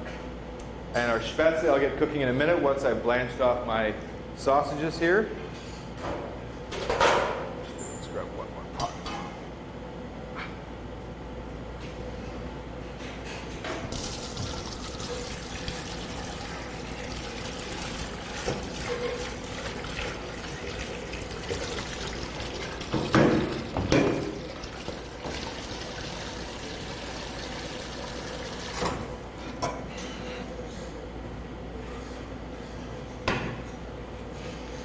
Now, can you guys smell that at all in the air? Yeah, that's the roux starting to brown off. Okay, so that's a mixture of the flour and the milk solids, okay, from the butter, because butter is usually around 70 to 80% fat, some water and some milk solids, right? Butter is not 100% fat, right? That's me. So the better quality butter, butter, again, is also not equal, right? Some butter is very cheap, some butter is very expensive.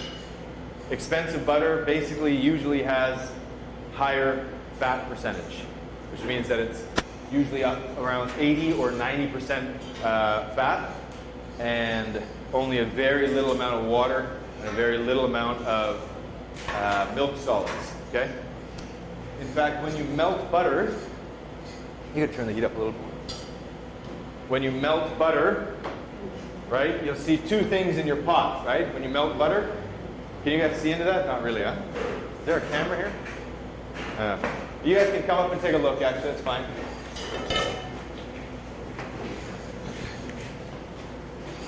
So what do you see in that pot right now? There's two different colors, right? What is that? There's the golden color, right? And then there's the white color. The gold color, okay, you see? So there's gold and white, right? So basically what you've got in the bottom of this pot now is butter, water, and milk solids. The milk solids and water is what makes it go white, and the golden layer on top is the butter, okay? And as you cook that off, you evaporate the water, and the milk solids will settle to the bottom and start to brown. That's how you make clarified butter. Lovely, thank you.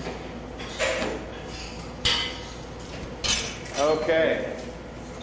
So you guys can smell, you guys should be able to smell now this like sort of nutty color here. You can turn that heat down nice and low now. Okay, and that's starting to really smell quite nice, huh? It's got a really sort of almondy smell or hazelnut smell almost. So I'm going to put in my garlic. So I got a bunch of chopped garlic here. So I'm going to put that in. And that's just going to start to fry immediately. So that's going to give us a nice sort of fried garlic roux. I'm going to add a little bit of chicken. And now you can really smell that, huh? You okay?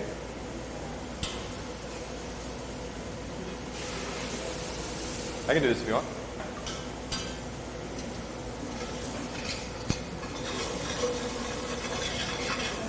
Okay. So I'm just going to start to add in some of my chicken stock. You can keep adding it, it's fine. Yeah, just keep adding. Keep going. Don't pour it like that, because there's gonna be like peppercorns probably in there. Did you? Yeah, okay. I want to keep it off.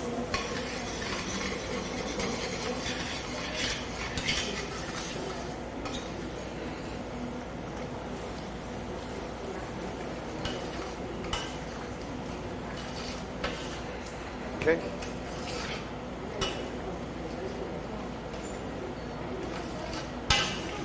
Okay.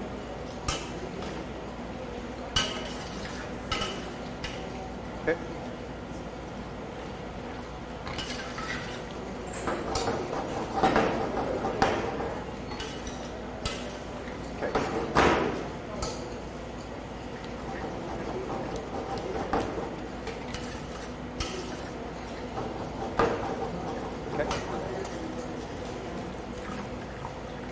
A little bit more. A little bit more. That's great. That's fine. Thanks. You can see it there. If I need more, I'll add it. Okay, so now we've got our brown roux, okay, our garlic, bunch of chicken stock. So now we've got like a nice glaze, okay? To this, I'm going to add all my sauerkraut.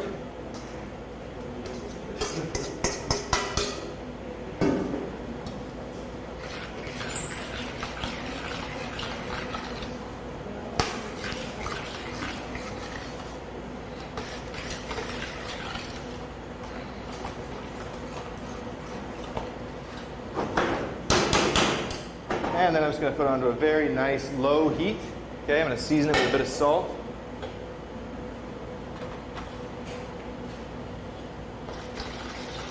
And just let this nice and slowly sort of cook out. Okay, we want to make sure that the flour gets cooked out. The flour we cooked out a lot of because you saw all that steam coming out. So that flour kind of cooked out as we made the roux, okay? But I'm still going to cook it out to make sure that there's no raw flour taste. And so now we've got a very creamy, very nice sauerkraut, okay? Now for our sausages, is this going to fit in there? Yeah, all right. So I just want to start to blanch off my sausage. So I'll take small links like this, just into some salted boiling water, okay? And I'll take these links as well. I really like I feel like in their stations, every station should have electricity coming down, you know, and most of them do. And I think all kitchens should have this as well, but they should be retractable. So and then you can pull it down, not just here all the time, boom, boom, boom, because that's really enjoyable. All right, so again, we're going to just take this and into some salted boiling water. So we just want to blanch these to set the skins, the casing, and also to start to cook the meat inside. And then I want to get an oven here, nice and hot. So I got this around 240 degrees, high fan, okay? Again, just check my cabbage here, make sure that it's not sticking or burning.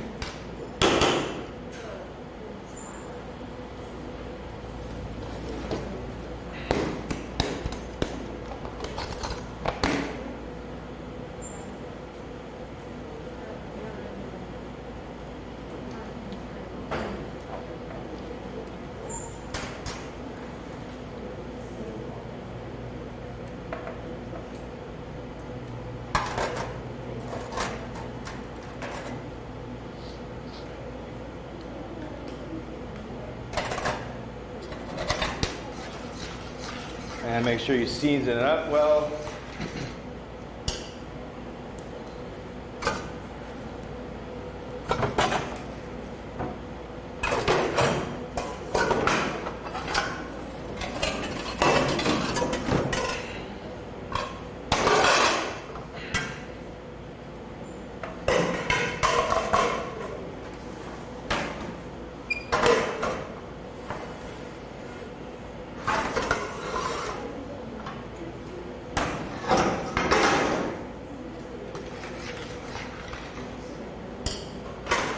also just going to get some frying pans onto the stove here, just to gently heat up. For after, when we make our spätzle, we're going to need to saute it in some butter.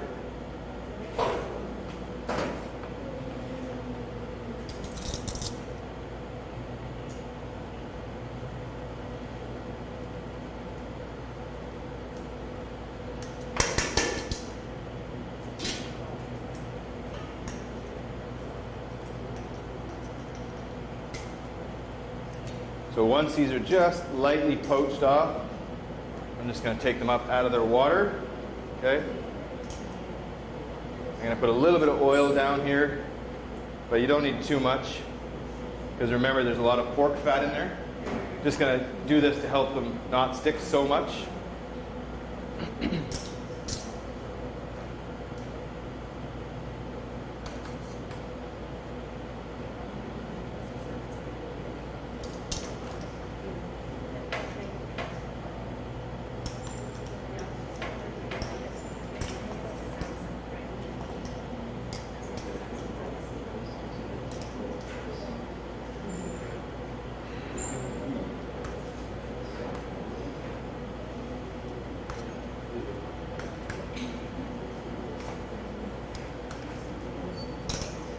So we just blanched off one tray's worth here. I'll take these as well into the water. Take these as well into, let's do it in the same water, I guess, whatever.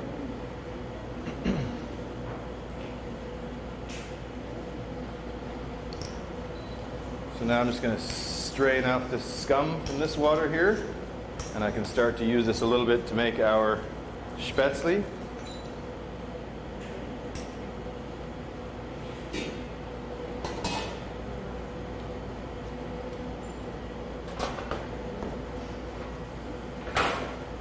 So I'll just use a pie scraper, a dough scraper here. Do you guys have these in your toolkits? No. They're good for hearing. Okay, they're good for waking people up. Okay? They're also good as a fake credit card when you want to pay for something. Oh, sorry, that's my dough scraper. They make nice accessories for formal wear. They're also very useful in a kitchen. So if you're planning on taking any courses with me next semester, I suggest you go and buy this. You can get a 3-pack for a total price of about 45 NT. 45. So go and buy one. Save yourself a lot of heartache and sorrow, because it makes your life a whole lot easier, and you'll use them a lot if you plan on taking baking and pastry next semester. You'll use these a lot, so I would suggest that you go and purchase them before the start of the semester. You can buy them at DIY, you know the DIY stores, the everything store, the 24-hour, you know the everything stores? You know what I'm talking about? You don't know what I'm talking about? What's the everything? Dharma. Everything store, the DIY store. What's the name for it in Chinese? You know, you go there, they got like shampoo, soap, pao mian, screwdrivers, they have everything. Fans, chairs. You don't know what I'm talking about? It's the store that has everything. You know what I'm talking about? Yeah. The everything store, right? Because they literally have everything. If there was a zombie apocalypse, right, and zombies attack the planet, that's the first place I would go. I would go straight to an everything store. The people that own the store would be like, sorry, get the hell out. Right? I'd lower the gates. They got pao mian, they got pijo. What else do I need? Nothing. Noodles and beer. I'm good. Go on the roof, you know, enjoy myself, watch everyone else die. It's cool with me. Okay. So I've got my other sausages here. I've just blanched off. I'm just trying to arrange these so they cook nicely and somewhat evenly here. So now I'm just going to plop these into the oven.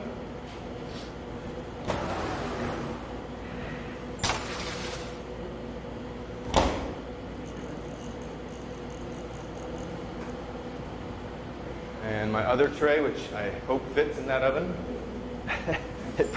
Knowing my luck, it probably won't. Please, please, please, please, please, please, please, please, please, please, please, please. Well, it fits sideways.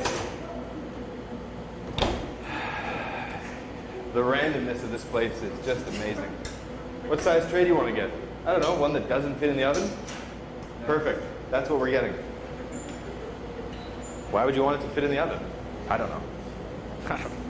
Why would I? Yeah, why would I want that? It's so weird. So again, just stir your sauerkraut a little bit. Make sure it's not sticking at all.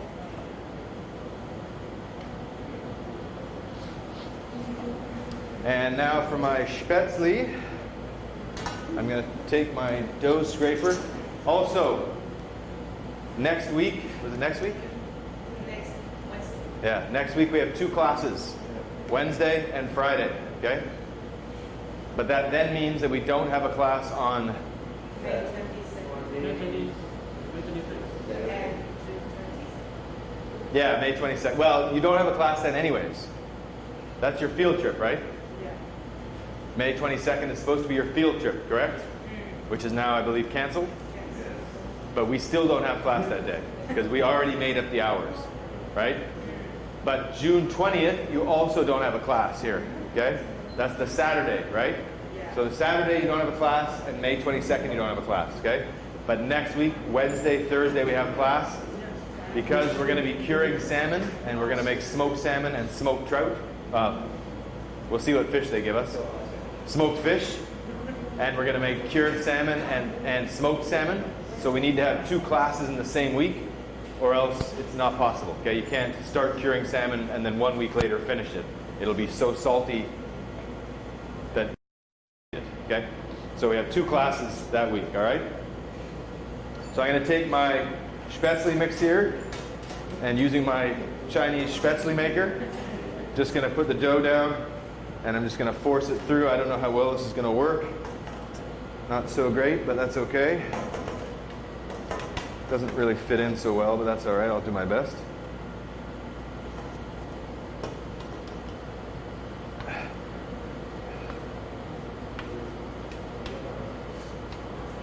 And so that's essentially how they would make spätzle, something like that, okay?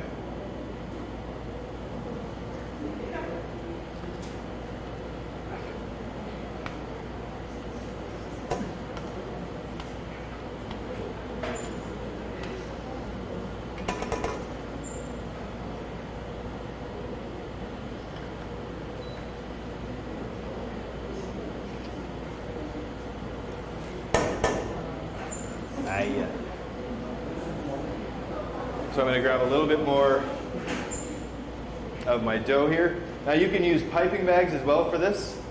Okay, you can use a piping bag and just cut it with scissors. You can also put a wire across and go. There's lots of different ways to do it.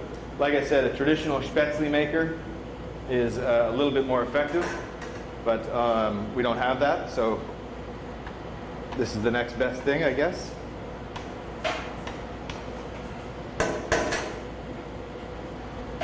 And you basically just want to blanch these until they're floating.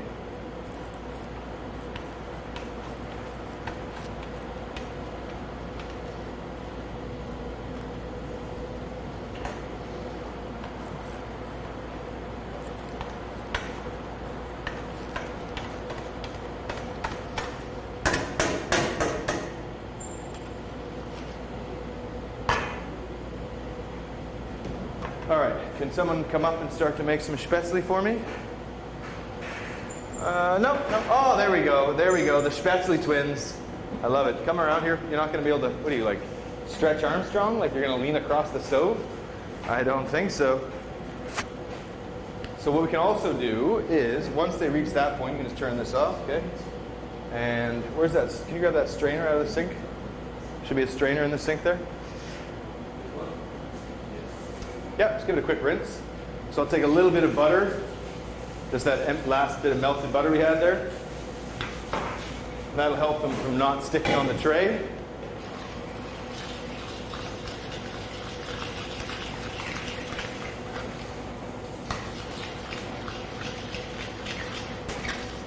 So what you guys can do is, yeah, that's great. That's fine, don't worry about that. Once they're floating,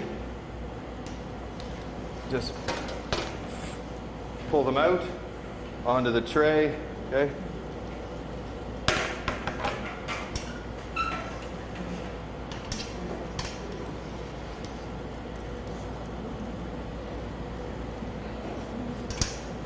That's just scum. It's not sauce, it's just scum. It's from the water. Okay, so you guys keep making some. Just keep making it.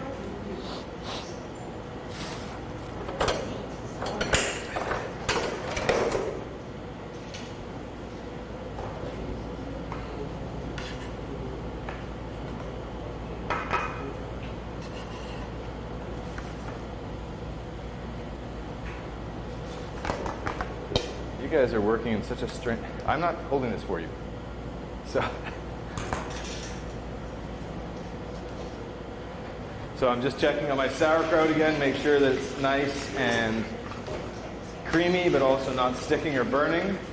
I'm gonna check on my sausages. They're looking, even my horizontal tray is looking okay. And these will take about 10 or 15 minutes in the oven. We want to make sure they're fully cooked, right? Do you guys try to get it in one fast? What's the minimum internal temperature of pork? You guys remember? Fahrenheit. That's like raw pork. What's the minimum internal cooking temperature of pork? It's the same as chicken. 165 what? No. Fahrenheit. 165 Celsius is above boiling water. So 165 is your minimum internal temperature of pork. So we want to cook those sausages until they reach that temperature. And I'm going to get another cutting board set up. Did you guys bring eating utensils? I know the Snacks twins did. You guys don't leave home without eating utensils, probably. Okay, I'll get one more tray. There we go. That's too big. There's such random trays here. Get a little bit more here. Right behind you. Oh, no, hey. Just plop it down there, that's fine. Like this.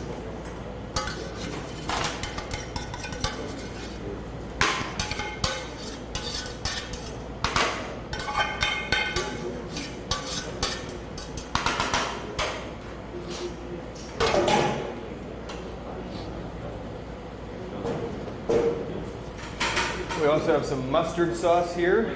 So this is more of a German style mustard sauce. Germans do not use things like American mustard or even Dijon mustard. It's very rare to see a German eat a sausage using that kind of mustard.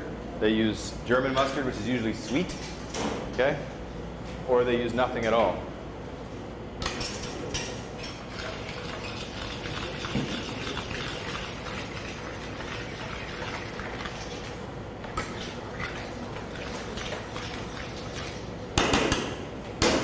So sauerkraut's coming along, our spätzle is happening. I'm going to start to get some pans ready to cook our spätzle again. And it's quite often when they fry spätzle, so they blanch it first and they usually fry it in butter. Usually they add garlic or onions or even chopped parsley. We're not doing that today, but it's fairly common to add those ingredients when you're making spätzle.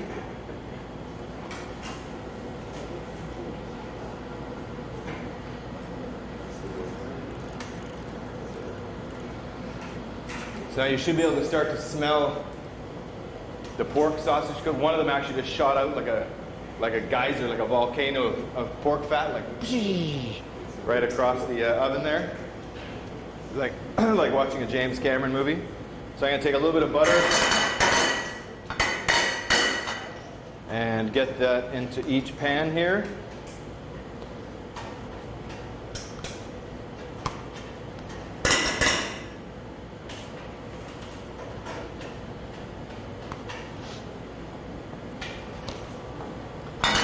And just on a low heat, I'll get these pans heating up, and I'll just move this and this.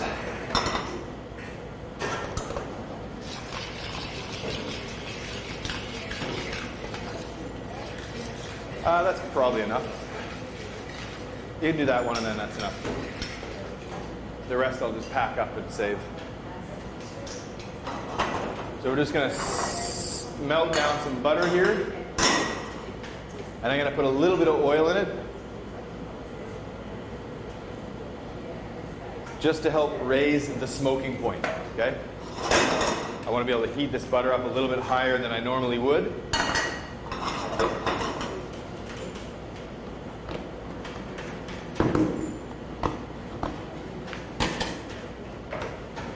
So I got a little bit of salt and a little bit of white pepper, and that's great. That's fine. Just scrape the bottom there, and then that can go into the sink, please.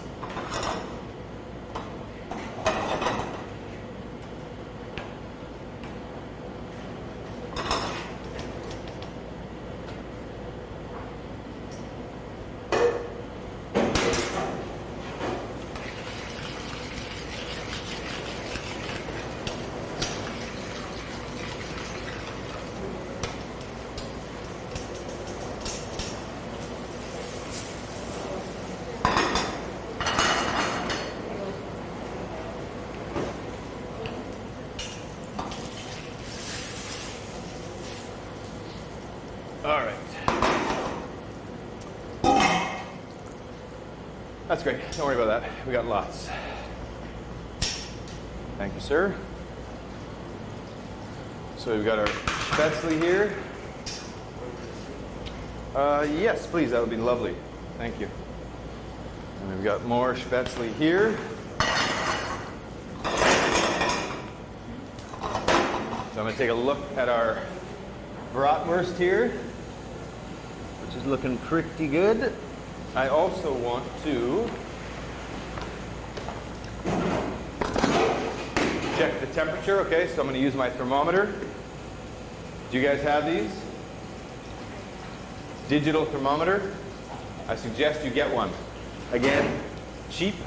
This will cost you maybe $10 US, 300 NT, but very, very useful for checking meats, cakes, breads, what have you, to see if they're cooked. Okay? If you guys want, does anyone here have an account with Amazon? Does anyone here have an account with Amazon? If you guys want, I can order one like this for all of you. You guys just give me the money and I'll place the order with Amazon. I order stuff from Amazon like every hour. It infuriates my wife to no end. Packages just show up to the house. She's like, what is this? I'm like, I don't know. She's like, it's got your name on it. I'm like, well, that doesn't mean I know what it is. So I'm going to get my spätzle into my butter here. And just start to let this cook off a little bit.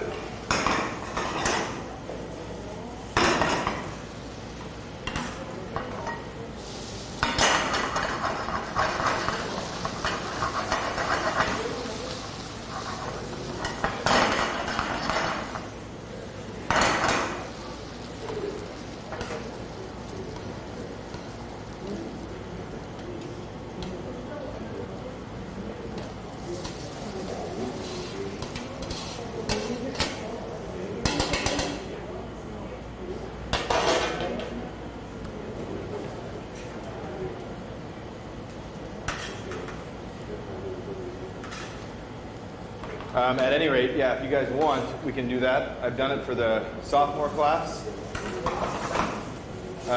So I also have like a set of ring cutters. You know what ring cutters are? It's like a box set. It's got different size rings in it. You might want to get those as well for Western class and for advanced Western and for baking and pastry, because you're going to use them. Again, I ordered for the sophomore class, I think about 25 sets. So if you guys are interested to do that as well, I can order them all for you. That's really up to you. Or you can buy them in Taiwan. They're more expensive in Taiwan for some reason, because they're probably made here. And then whatever. Anyways, they're more expensive here. So if you guys want to do that, we can. It's up to you. But I really would recommend that you guys invest in a few tools. Because when it comes to cooking classes, I'm going to be using my tools, right? But don't come to me like, oh, can I use your thing? Can I use your thing? That's going to be a big old fat no. Okay? If you don't invest in them yourself, I'm not required to let you use mine either. Okay? So I would suggest that you guys make a small investment in a few key pieces of equipment that you'll need. Okay? Ring cutters you'll use all the time. Ring cutters are used all the time in hot cooking for plating and also in pastry for making shapes. Okay? So I would highly recommend that you make a small investment. Okay? So I'm just going to saute this spätzle a bit. While that's going, I'll just check the temperature of my bratwurst. Oh yeah.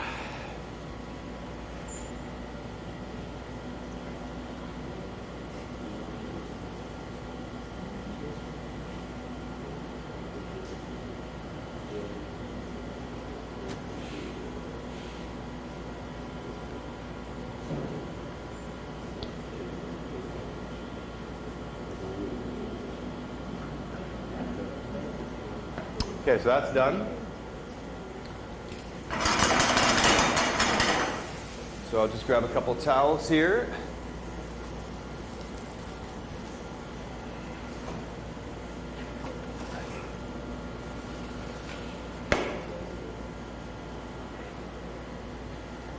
There's a bunch of liquid here from the cooking, so I'm just going to put a little bit of that into my spätzle. That's just going to add more flavor.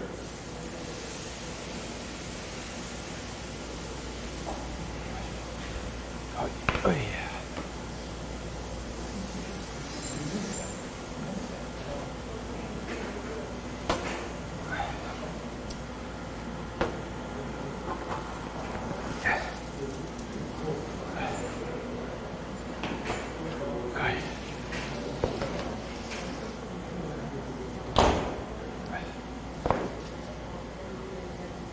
Okay. So now our sausages are out.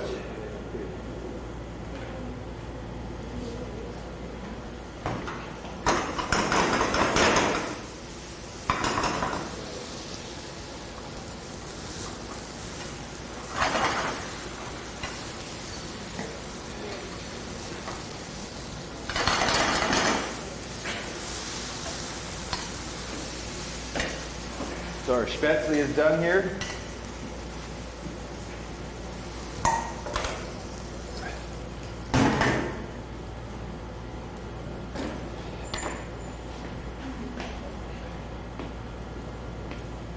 Our other spätzle is done here.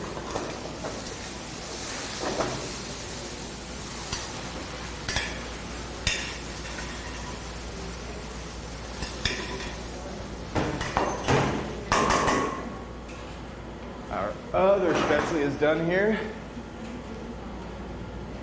Let's put that right on top there, so we have a little bit less clutter here.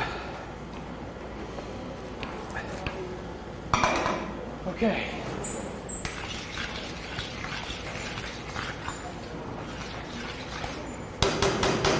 And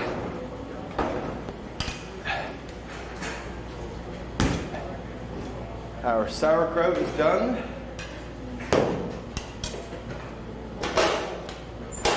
So, we also need bowl. You guys can come up now. It's fine. So we've got our mustard sauce here. Okay, so this is like a sweet style mustard sauce, okay?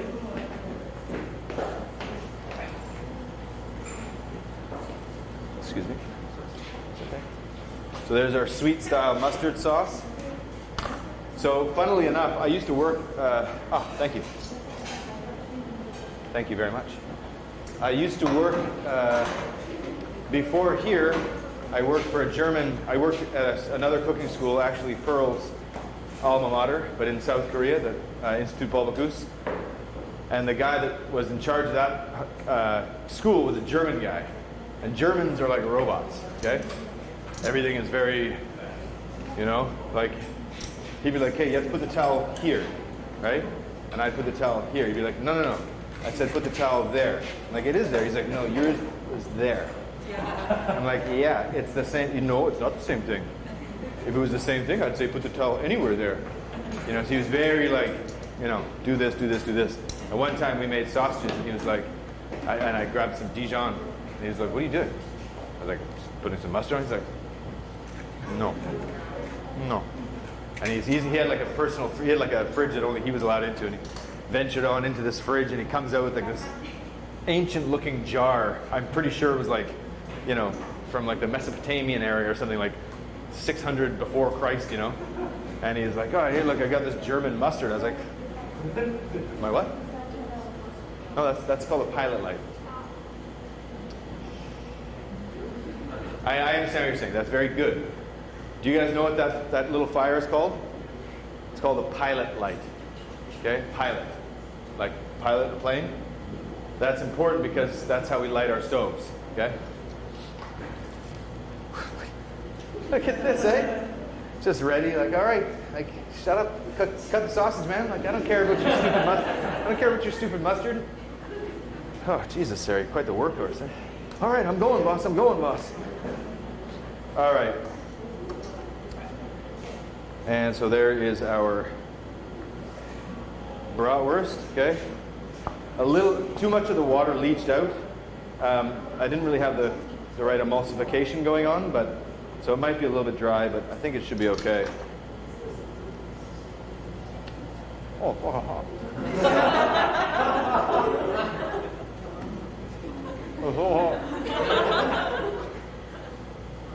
oh. A little bit dry, but it's so hot. It's so hot it hurts. Okay.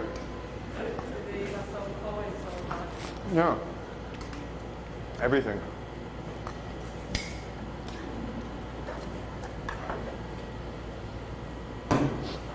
Yeah, it's a bit dry. I could have probably put more pork fat into it, but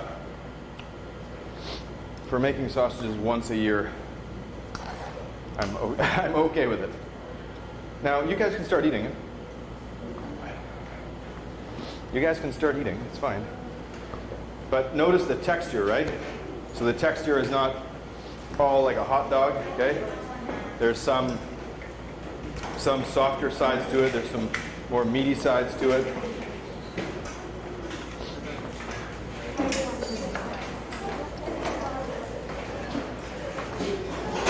Steven, what are you doing? Huh? You need to bring your own. If you don't bring your own stuff, you know, like, I've told you guys this. You can take one, but you can take one now, it's fine. But if you don't bring one, guys, you don't get to eat, you know? I'm asking you to do something very simple.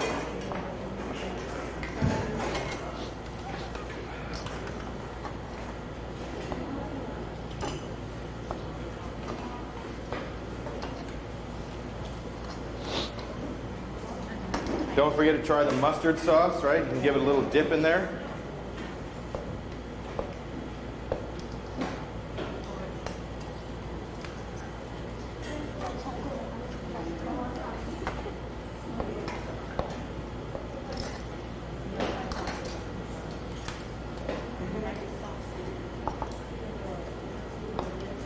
Don't forget to get some sauerkraut and some spätzle. So you'll notice the texture of the sausage is not all super fine and it's not all super chunky. There's a mixture of meats in there, textures.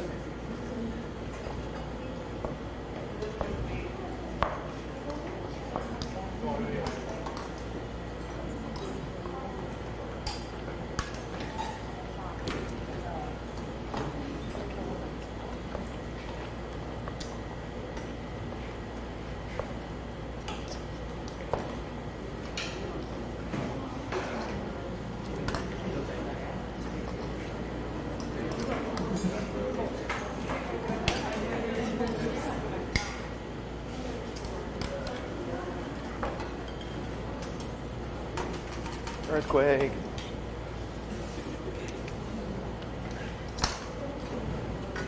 So quite typically,